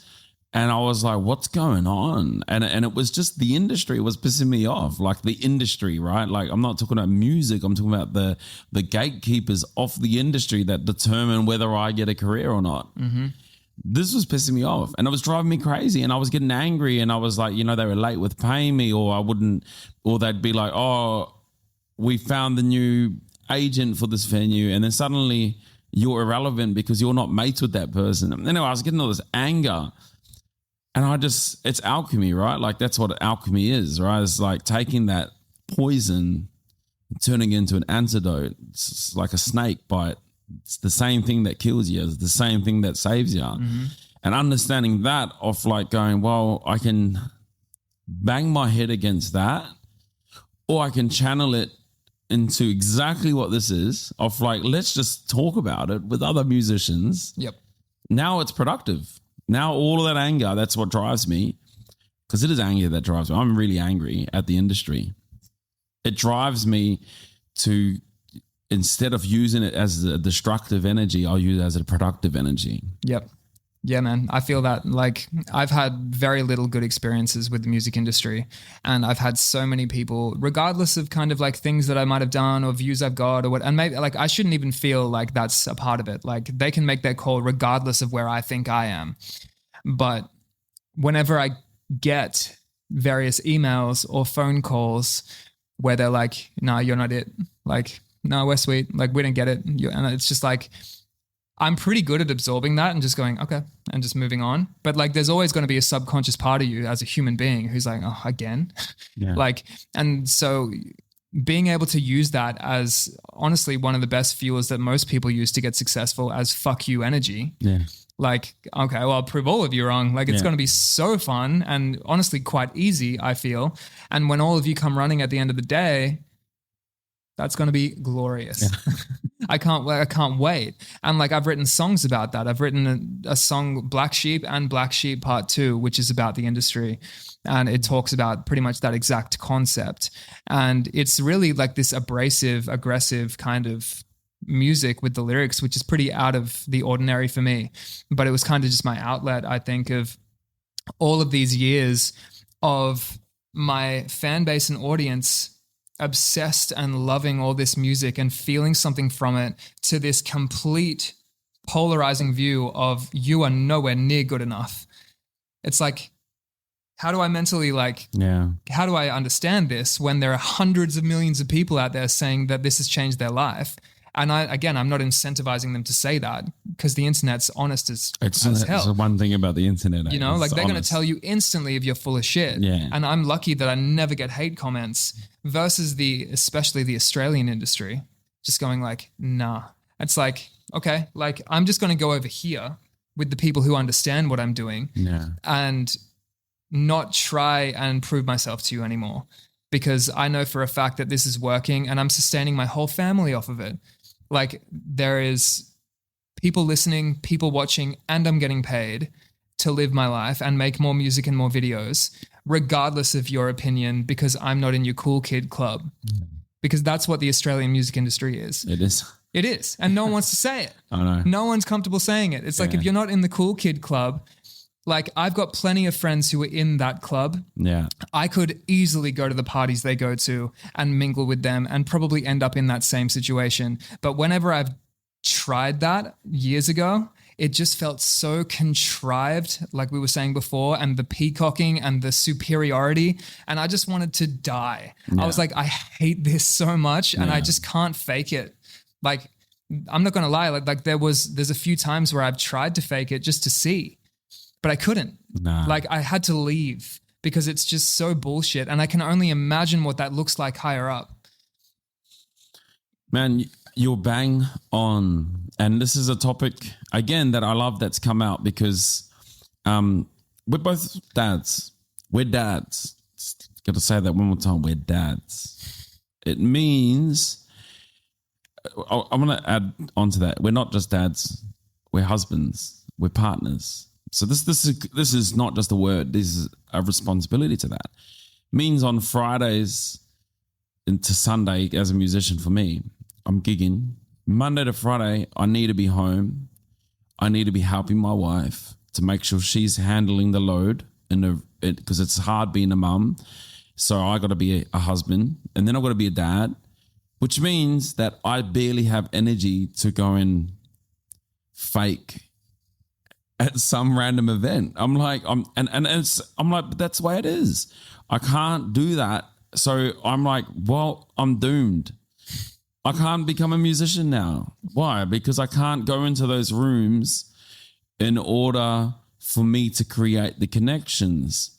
So therefore, I'm doomed. I'm forever stuck as a cover artist because I can't do what I have to do. And how bullshit is that? And that's what I'm saying, man. But luckily, like I really, even though it is slower and harder to not sell your damn soul, because that's why that phrase is so popular, because I feel like it's accurate, whether that's a spiritual thing or not. It's just like an accuracy. I think on all levels. It's totally. Accurate. Yeah. You're giving up a part of yourself to reach material levels of success and fame. Sorry, man. No, but like, I think even though I'm not where I want to be yet, I think I'm an example of like, you don't need to. Like, like I'm not one to really enjoy talking about numbers, but in this situation, it's like, I think there's like almost 350 million views on the channel and like 250 million streams on Spotify, not including everything else. And I didn't have to suck any dicks. Not a single one. So I think it's possible. That's pretty good. That's pretty good. Like there's a lot of room for me to go, and there's a lot of success I want to achieve that I am yet to reach. So perhaps there will be a ceiling that I reach one day, but I don't believe so. I think that your brain is the only ceiling, you know? So yeah. That's, man. And you know, back to that. You got me, man. You got me. I got to get that. Yeah. Get that vivid image out of you. Vivid image out of my head. Look, that's the thing, man. That's what I love about these sort of content, these sort of concepts of having a podcast. You can open this dialogue, and you know, you've got to know, Jacob, that this sentiment is shared between everyone we've had here, and that's what I love. I'm like, I can't be the only one who's thinking this, and then I go and talk to another person, and I go to another, and I'm like, going, see, it's not. It's we're held back. This industry's held back. There's only ever been. There's always been a gatekeeper. We need to remove these gatekeepers, man, because I feel like as the music industry, it should be way more just abundant, and not just financially. I mean, through opportunities. I mean, through connection, through how much venues. There's like 5,000 or 3,000 venues in Australia alone. That is being held back from these. It's like greed, right? Like when you, all right, take the religious aspect out. We talk about selling your soul to the devil, right? Or selling your soul. Take the religious aspect out and let's look at the characteristics like greed. Like we know those 7 sins, right? Greed, lust, anger, all these things here. These are some of the foundations that make up when people start selling their soul. Is when they're faced with that opportunity of greed. Hey, I'm going to make all your dreams come true. All you got to do is suck that dick, right? Like these sort of moments, these sort of, you know, like that's where that sort of sell your soul to the devil. That's where that plays on that weakness within you. So you compromise, and then you compromise. And a little piece of you might give the nail, and then I'm going to give this. I want to give my finger now. I'm going to give my hand now. I'm going to give my arm now. And then eventually you look in the mirror and you go, who the freaking hell am I? Mm-hmm. Who am I? I've brought this lyric up a few times because I've noticed it, but there's a song by Mac Miller, and even he talks about in one of his songs, he's like, I wish I had taken a simpler route instead of having demons that's as big as my house. Mm-hmm. Like I got shivers thinking about that because this is weeks, I think even like maybe a year. I don't know anyone who follows Mac Miller. You tell us in the comments, but it was pretty close to before he committed suicide. Yep. And this is great to hear that you don't have to do that. You don't have to do that. You just have to have a bit of knowledge. And we'll get into details about what we're developing as an app, the Venue app, which is to empower independent artists. We've got certain rules and restrictions. We don't want to work with labels, with like big labels. I mean, we want to work with independent artists. And it's tools. It's tools. That's all you need is the tools. Like tools. If you give tools, the industry can be a much better place. For sure. I think on this topic, if you're going up against, I don't want to say an enemy, but something as massive as the monopoly that is the music industry. If you're an independent artist, I still believe it's possible, but I also don't think many independent artists are realizing how relentless you need to be. You need to think about, like, let's use the word enemy for now. Yeah, enemy is a great word. Like, that if summarizes, you're David and Goliath situation, you need to be like utterly ruthless and consistent. And not to say that I'm killing it every time with that either. Like there are times I fall off where I'm just like, God, I'm exhausted. And you don't do the thing you said you would do. And that's like the lowly land concept again. But man, I speak to so many artists that are on the come up And even when I talk about my strategies, about how I think they could go about getting some attention, like the eyes are just glazing over. They're like, no, it can't be that much work. It's like, fuck, man, what do you think it is going to be? Like, how many artists are trying to get there? And you're going up against major label artists too, who do have that backing and who aren't shelved and who are actually getting the resources from these people.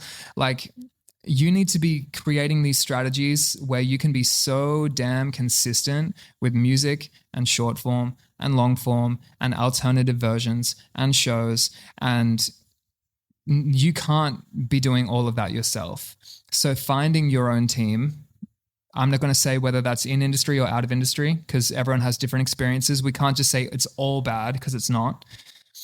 Once you find those people who you can rely on and you can bring into your ecosystem, then you start to create actual systems to have things coming out all the time that are high quality in the way of like entertaining. I'm not talking about like 4K versus 1080p. Yeah. Like, that is so important. And if you are an artist watching this, you're probably not working hard enough.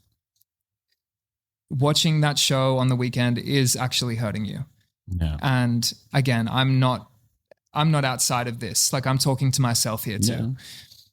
So I think that's just one thing that people need to realize if they're trying to genuinely make it in this career. It's like, you need to be so damn consistent and create some sustainable way of being on constantly. And even if that means you aren't on constantly, but you've developed something last month that has stockpiled the content for you and you've scheduled it all, so you're still present even if you're taking a break.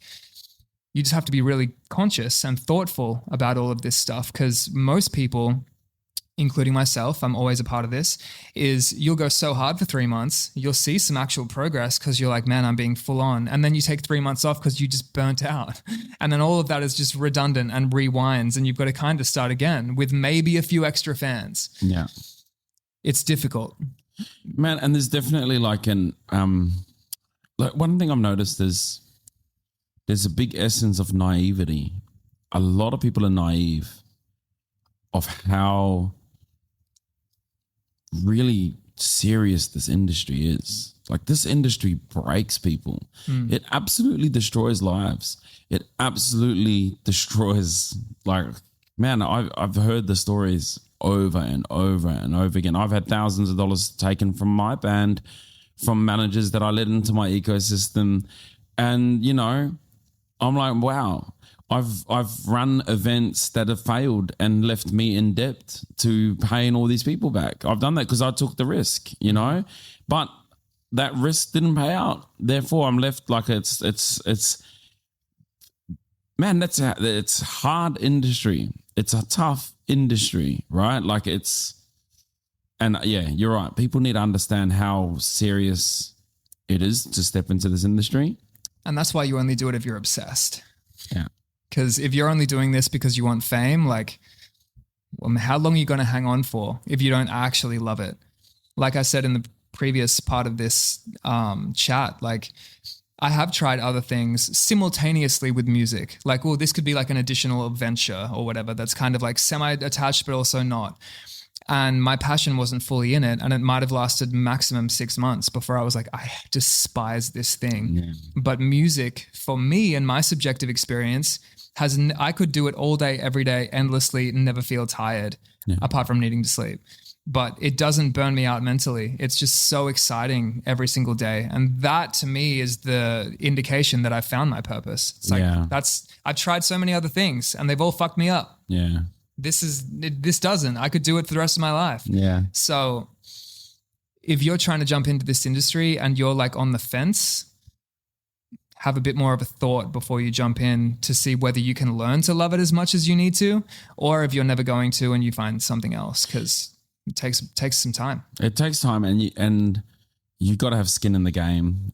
You've got to really understand like how much time and energy this takes. I like love. It's a funny word, love. When you love the concept, love the industry, love music, love. Everyone uses the word love, but for me, love is like boxing. I've always seen love as boxing. It's like you've got to love boxing in order to get punched in the head. You've got to love it. Like I don't love it. If someone punches me in the head, I'm like, I'm out. Like I'm not, you know what I mean? Yeah. And you've got to love it to make it to the 12th round. You've got to have a heart. You've got to have stamina. And that's how you've got to see that metaphor with what you do in life, like with outside of music, anything you love. You got to take the hits. You're going to get, I don't want to be cliche Rocky here, but it's going to beat you down, it's going to do that. Like the music industry is going to beat you down. It's going to hammer you. You're going to end up bruised. You're going to end up lost a whole lot. You're going to lose before you gain. But then there's going to be a moment where it clicks and it'll flow back, right? And I think sharing those experiences is a life hack. Yeah. Especially like, say, for example, with AI and everything kind of coming forth and everything is so pristine and perfect and easily generated. If you have a horrible experience or you're feeling rough or, not to say you should be naming names of whoever's done it to you because defamation's a thing. But we don't need that. But being honest and authentic and real with your audience is like, in my opinion, a life hack because most people are too afraid to do that. It's like, no, here's my highlight reel because I'm amazing. Yeah. And how much can someone connect with you in that sense? Like, not really. They might love what you do and your art still might be cool. But if you're, not to say you're going on like a stream or making a video and just like crying, I don't know, maybe if you want to do that, fine. But like having a real dialogue, like a real human being with your audience, they're going to want to support you so much more because when you do see success and you're doing these crazy shows, they've followed you when you posted that one YouTube video of going, none of this is working.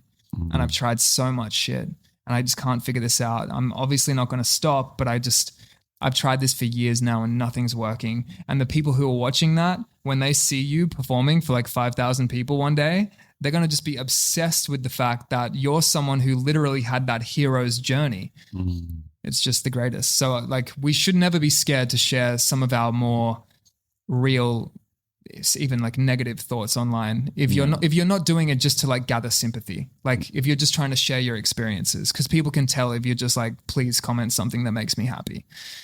Yeah, exactly right, man. We've covered some like awesome topics. I've really, I don't know, man. Like I really enjoyed. This has been a really nice, wholesome discussion, conversation. Me too. Yeah. We've really, man. Like, and it's funny because as I've developed through all of the episodes, I've when my first episode, I had the iPad here. Yeah. And I had my little notes and my little sections. Oh, section C. Yep. So Jacob, yeah, you know what I mean. Yeah, it's been a crazy journey as the podcast and some of the discussions that we've gone through, they've naturally gone that way because I was in my head, that iPad's now in my brain, and I was just sitting there going, we've covered that, we've covered that, we've covered that. We've covered that. I'm like, wow, like this is, and it's evolved. The concept of this conversation, of this dialogue has evolved into just being more of a natural conversation instead of, as long as I bring it back to the industry, which is what I'm trying to do. And also honoring you as an artist. And, after we finish this conversation, anyone listening at home, we are actually going to set up, reset the stage shortly. And we're going to obviously do what we all are here for, Jacob, is tap into the music, which is awesome. We're going to do a few performances and, sing a few songs, which is going to be great. And then we'll post-produce it and do an official release. So you guys will get that nice, pristine, polished, beautiful video that Jacob is well known for releasing, which is, I'm gonna do it. I'm gonna make sure I hit that level. But before we start wrapping up this conversation, we've got to cover a couple things. I do like to loosen the load a little bit and just sort of have a bit of fun, And I like to ask these really funny, well, not funny, but rapid questions. But let's do that. So, bucket list gig. Red Rocks. Venue. Red Rocks. How much times Red Rocks has come up here? Oh, no way. Bro. Yep. Mine as well. Yeah. Colorado. That's the place you want to be. Yeah. It's crazy. Yeah. Have you had any, like, I don't know, man. Like, have you had any discussions about what it would take? Like, is it a hard one to do? I think I would just need to have more evidence of ticket sales in that area. Yeah. So I would need to go back over there and do some more performances to see how close I would be to actually selling the tickets that would be required. Yeah. Yeah. Awesome, man. Awesome. Do you have a dream collaboration? Can be with music, can be with producers, can be with... I would probably say at this point it would be NF, the rapper. Oh, yeah. Have you heard of him? No. He's amazing. I'm going to check it out. Yeah. NF. Once you listen to him, you'll see why I like him, because I think there are, even though he raps, there's some similarities in the music, just very like in depth, very like emotional, real kind of shit. So yeah, I would say that would be a very interesting collab, to be honest. Yeah. Yeah. And writing, are you a poet first, music second? Are you picking up the guitars, doing your chords, and then the songs come in? Is the emotion, is it piece by piece? Talk to me through your writing. When it's acoustic, when I'm only playing with acoustic guitar, it's melodies and lyrics together usually, with tweaks, of course. But the concept is usually inspired by the melody and I come up with something simultaneously. Yeah. When it's through Pro Tools, if I'm using samples or a keyboard or building the drums first, it's always going to be music first, and I'll produce it to a level. Actually, these days I barely produce it. I'll just get like the bare bone chords with maybe a beat and fill it with nothing else, and then come up with the lyrics and the melodies and make sure they're cool, and then fill everything in around it. Because what I used to do when I first learned production was pretty much like, to the extent that I was capable, finish a song before I even started with lyrics. And what I realized is I filled the song so much that I couldn't pack anything else in. And my ability to create melodies was so limited because something else was already doing something. Yeah. So now it's like as bare bones as it can be to leave room for creativity. And once I'm really happy with the melodies, depending on how I'm feeling on the day, I'll either stop and create lyrics for that melody, or if I'm really not feeling lyrics that day, I'll just bolster out the track because I've already carved out the space for what the lyrics will eventually be. Yeah. Does that make sense? Yeah, it does. I totally get that. Yep. And for anyone coming through the industry, any misconceptions you want to clear up? You already did clear up a couple of misconceptions, but what do you reckon, man? About the music industry? Yeah. I mean, one thing I'll say, whether it be a misconception or not, is just don't immediately assume when someone tells you you're the next big thing and you're incredible and you're amazing that they're telling the truth, that they aren't just seeing dollar signs off the back of you. Maybe they do think they wouldn't say it if they didn't think you were talented and there was some opportunity there. But you need to always be aware of the fact that there could be an ulterior motive and an agenda. And there also very well may not be. And you might have found the greatest person to work with. Amazing.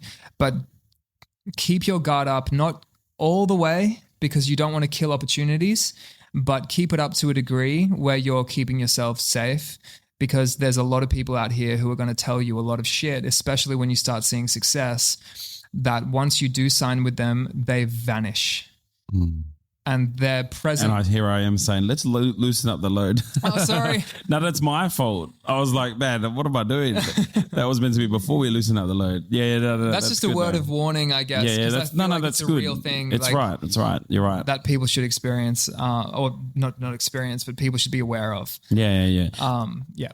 For sure. That's my fault. I should have asked that before. Yeah. But I didn't. Bringing it back down. Yeah, bringing it back down. Now let's bring it back up. And if you could do a song with a dead celebrity? Oh, gosh. I don't know why Jack Sparrow just came to mind, even though he's not dead. Oh, man. Who? I'm going to say Chester Bennington, Linkin Park. Yeah, good one. Yeah. Good pick. Yeah. Linkin Park's been in the forefront in my house, man. Partly because I really like the band and partly because I know that you love him. I love the band. But I mean, their music has always been absolutely insanity. So I think that'd be very unique. Or even, to be honest, Mac Miller. I didn't listen to him as much as I probably should have when I was younger, when he was alive. But I was the same, man. Like Tiny Desk brought him to me. Mm-hmm. I was the same. I was like, this guy's got some good content, really good deep stuff, man. But yeah, two great choices, two great choices. And if you could ask either of them or both of them a question.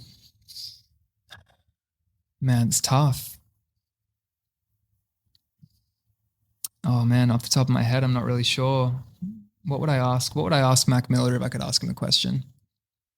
It would probably, I think it's easy to ask about more existential stuff. I think his way of songwriting was so unique and impressive. I would love to just know his process. And I'd probably ask him more about like what his mentality looks like when he's creating the concepts and the lyrics and the stories that he does. And there very well may even be a video about that he might have made. I'm not sure. But it would probably be more understanding how he sourced his creativity. Yeah. I think that'd be really interesting. Yeah, it would be, man, for sure. And we're going to go into a Q&A. So we'll start getting people getting ready for that Q&A because we're here. We're about to, after we do the Q&A, we're going to get the stage ready, like I said before, and start doing some music stuff. So while your questions keep coming, I'll just keep on rolling through with these sort of fun things. And Dan will just let me know if you've got any questions.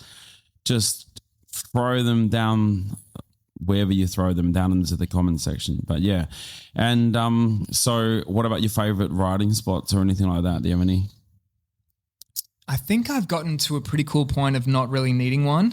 Back in the day, I needed to sit in the same spot. And I think that was a really like self-limiting belief. But anytime I sat anywhere else, if I wasn't, this was back at my parents' house when I lived with them, it would be two spots, either in my dad's garage, in our garage, because that was the most isolated place, or the room just off the garage because that was still pretty isolated, and it would always be on a stool, and I would always have a laptop there because I would write in the notes on my laptop or sometimes on my phone. And then when I moved and, grew up a bit and had my own property, I couldn't write in that house for ages. And I almost felt like I needed to go back whenever I had a writing day and write at my parents' house. But that's because I'd never written anywhere else. Yeah. I've moved beyond that now, and it kind of doesn't matter. Like I'm able to kind of get in that frame of mind pretty easy now. Yeah, you step into it. It's like a natural thing now. Yeah.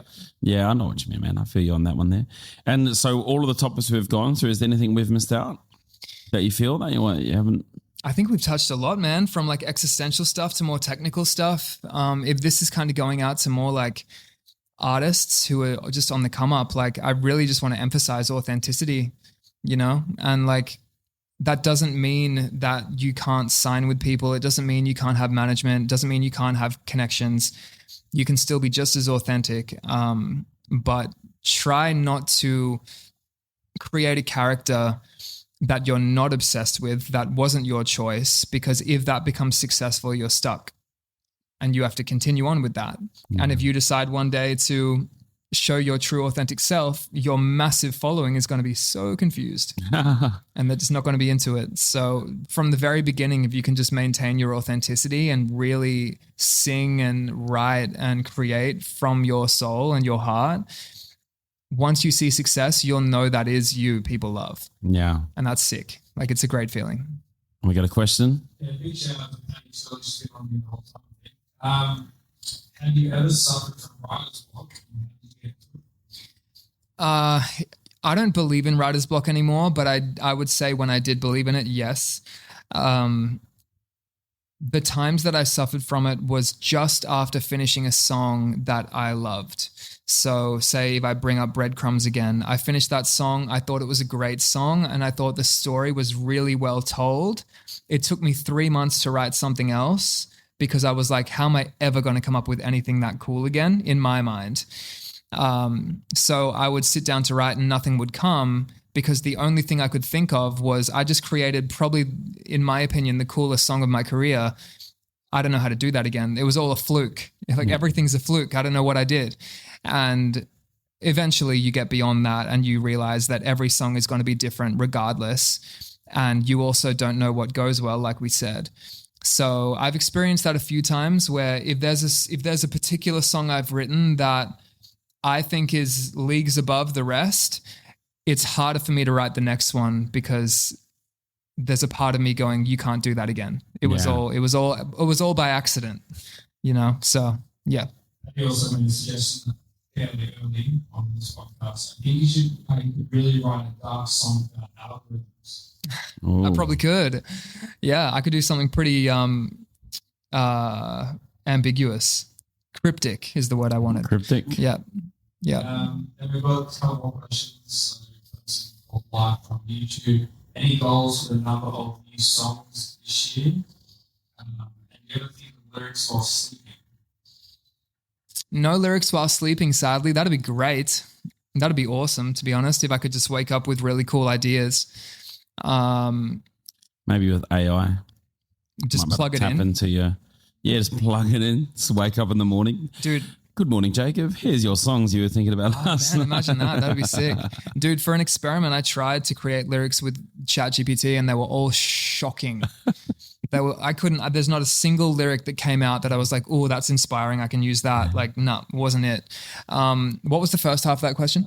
Any goals for the number of new songs this year? Well, I released 9 last year. So if I can beat that, that'd be good. Yeah. And I'm going to really have to speed up my shit to get beyond that. Because I've only released 1 so far, which is pretty tragic. But my focus has kind of pivoted to more like getting these YouTube videos out and kind of bolstering everything that way. But no, if I could get 10 to 12 songs out this year, I'd be pretty stoked. Sashimi Fernando, creating which song evokes the strongest emotions in you and why? Probably I Still Know You, which is a song, it could be interpreted in different ways, but most people interpret it about a miscarriage. And that one was really difficult because I think with the empathetic approach I take, when I'm in the midst of writing that and I'm completely alone and usually sitting in the dark, like you're really feeling that concept. So that one I would say primarily. This new one, which is called Tragic Comedy, which I might even sing here. I didn't realize that I was feeling it until I sung it to Nikki, my partner. And like, not that I cried while singing it, but I felt close. So that, and probably Breadcrumbs, because that's such a tragic topic as well. So anything that's just really like touching on real topics that people go through on the day to day, that'll catch me in a pretty severe way when I'm writing it. And for a musician,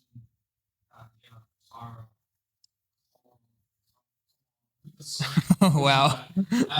What is a common mistake you notice in what musicians make when they're trying to build their career? Probably not realizing how quickly things can progress if they just really took it seriously and did some research. Like, again, it's crazy how many artists I speak to that think they're working hard, but they really aren't outputting anywhere near as much as they should. They think if they release a song that it's magically going to find its way to people's ears, or if they put a video out there, like they feel like they've been shafted if it didn't go viral. It's like you need to orchestrate all of this and it's all on you.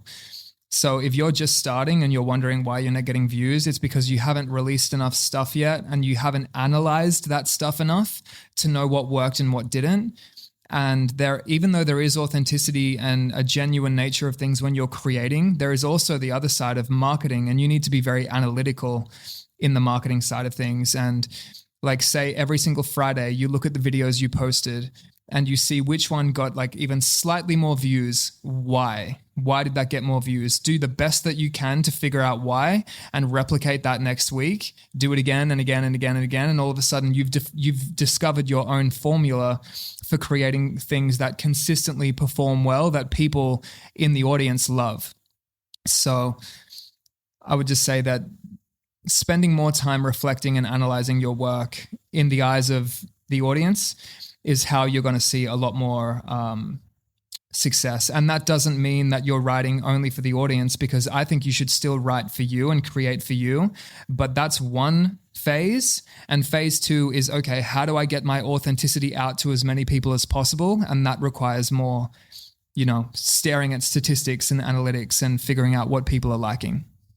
And one last question. This relates to the touring circuits you're taking. Will you come to Indonesia / Jakarta and have a concert there?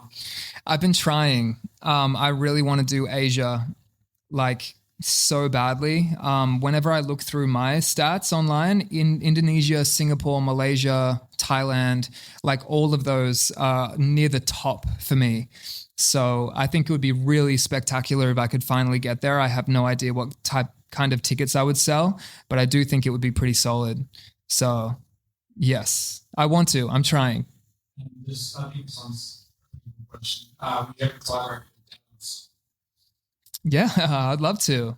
I think we should have, to be honest, already, but we just haven't. It would be really cool to get him to play bass on one of my songs. And even if he wanted to like sing along or do harmonies with me, I think that'd be really cool. So yes, I would love that. Awesome. Amazing questions. I know. Thank you everyone for tuning in. And, if you've joined the journey and wondered why this random guy is sitting next to Jake, is because we just talk about the industry, and that's our podcast. Talk about the music industry, get to know the musician. And, I appreciate getting to meet you all on this journey. I hope you've enjoyed this podcast. Jacob, what is your upcoming release schedule looking like? You've got some songs coming out. Yeah, I've got a song called This House coming out next, and then I've got a song called Tragic Comedy after that, and I'm in the midst of writing more after that, but I need one more song until I finish this new album, and then I'll be starting on album 5. So the scheduling is still to be determined, because we're still in the midst of mixing and adding various instruments and whatnot to kind of finish off these songs. But my goal, especially if I am trying to get more than 9 songs out this year, is to at least get back on schedule with a song it's going to have to be every 2 weeks minimum. So your boy is going to be writing a lot over the next couple of months to make sure that I just have shitloads of music coming, but that's fine. That's what I do. So awesome, man. It's been an absolute pleasure. I've really enjoyed this conversation. We really got to dive into some amazing topics, really nice topics, actually, like really good for the spirit, good for the soul, and good for the music industry. Wow. You couldn't ask for better, could you? Thank you, bro. Thank you, bro. Appreciate you, man. Yeah, man. Thank you. We've done that twice now. Oh, man. That's why that was invented, the whole 3. Yeah. Boom, boom. Yeah. And then just the so fist you could reconcile the first 2. So let's just put it all 3 together. Oh, man. Absolutely appreciate it, man. Thank you. You too. Thank you. Man.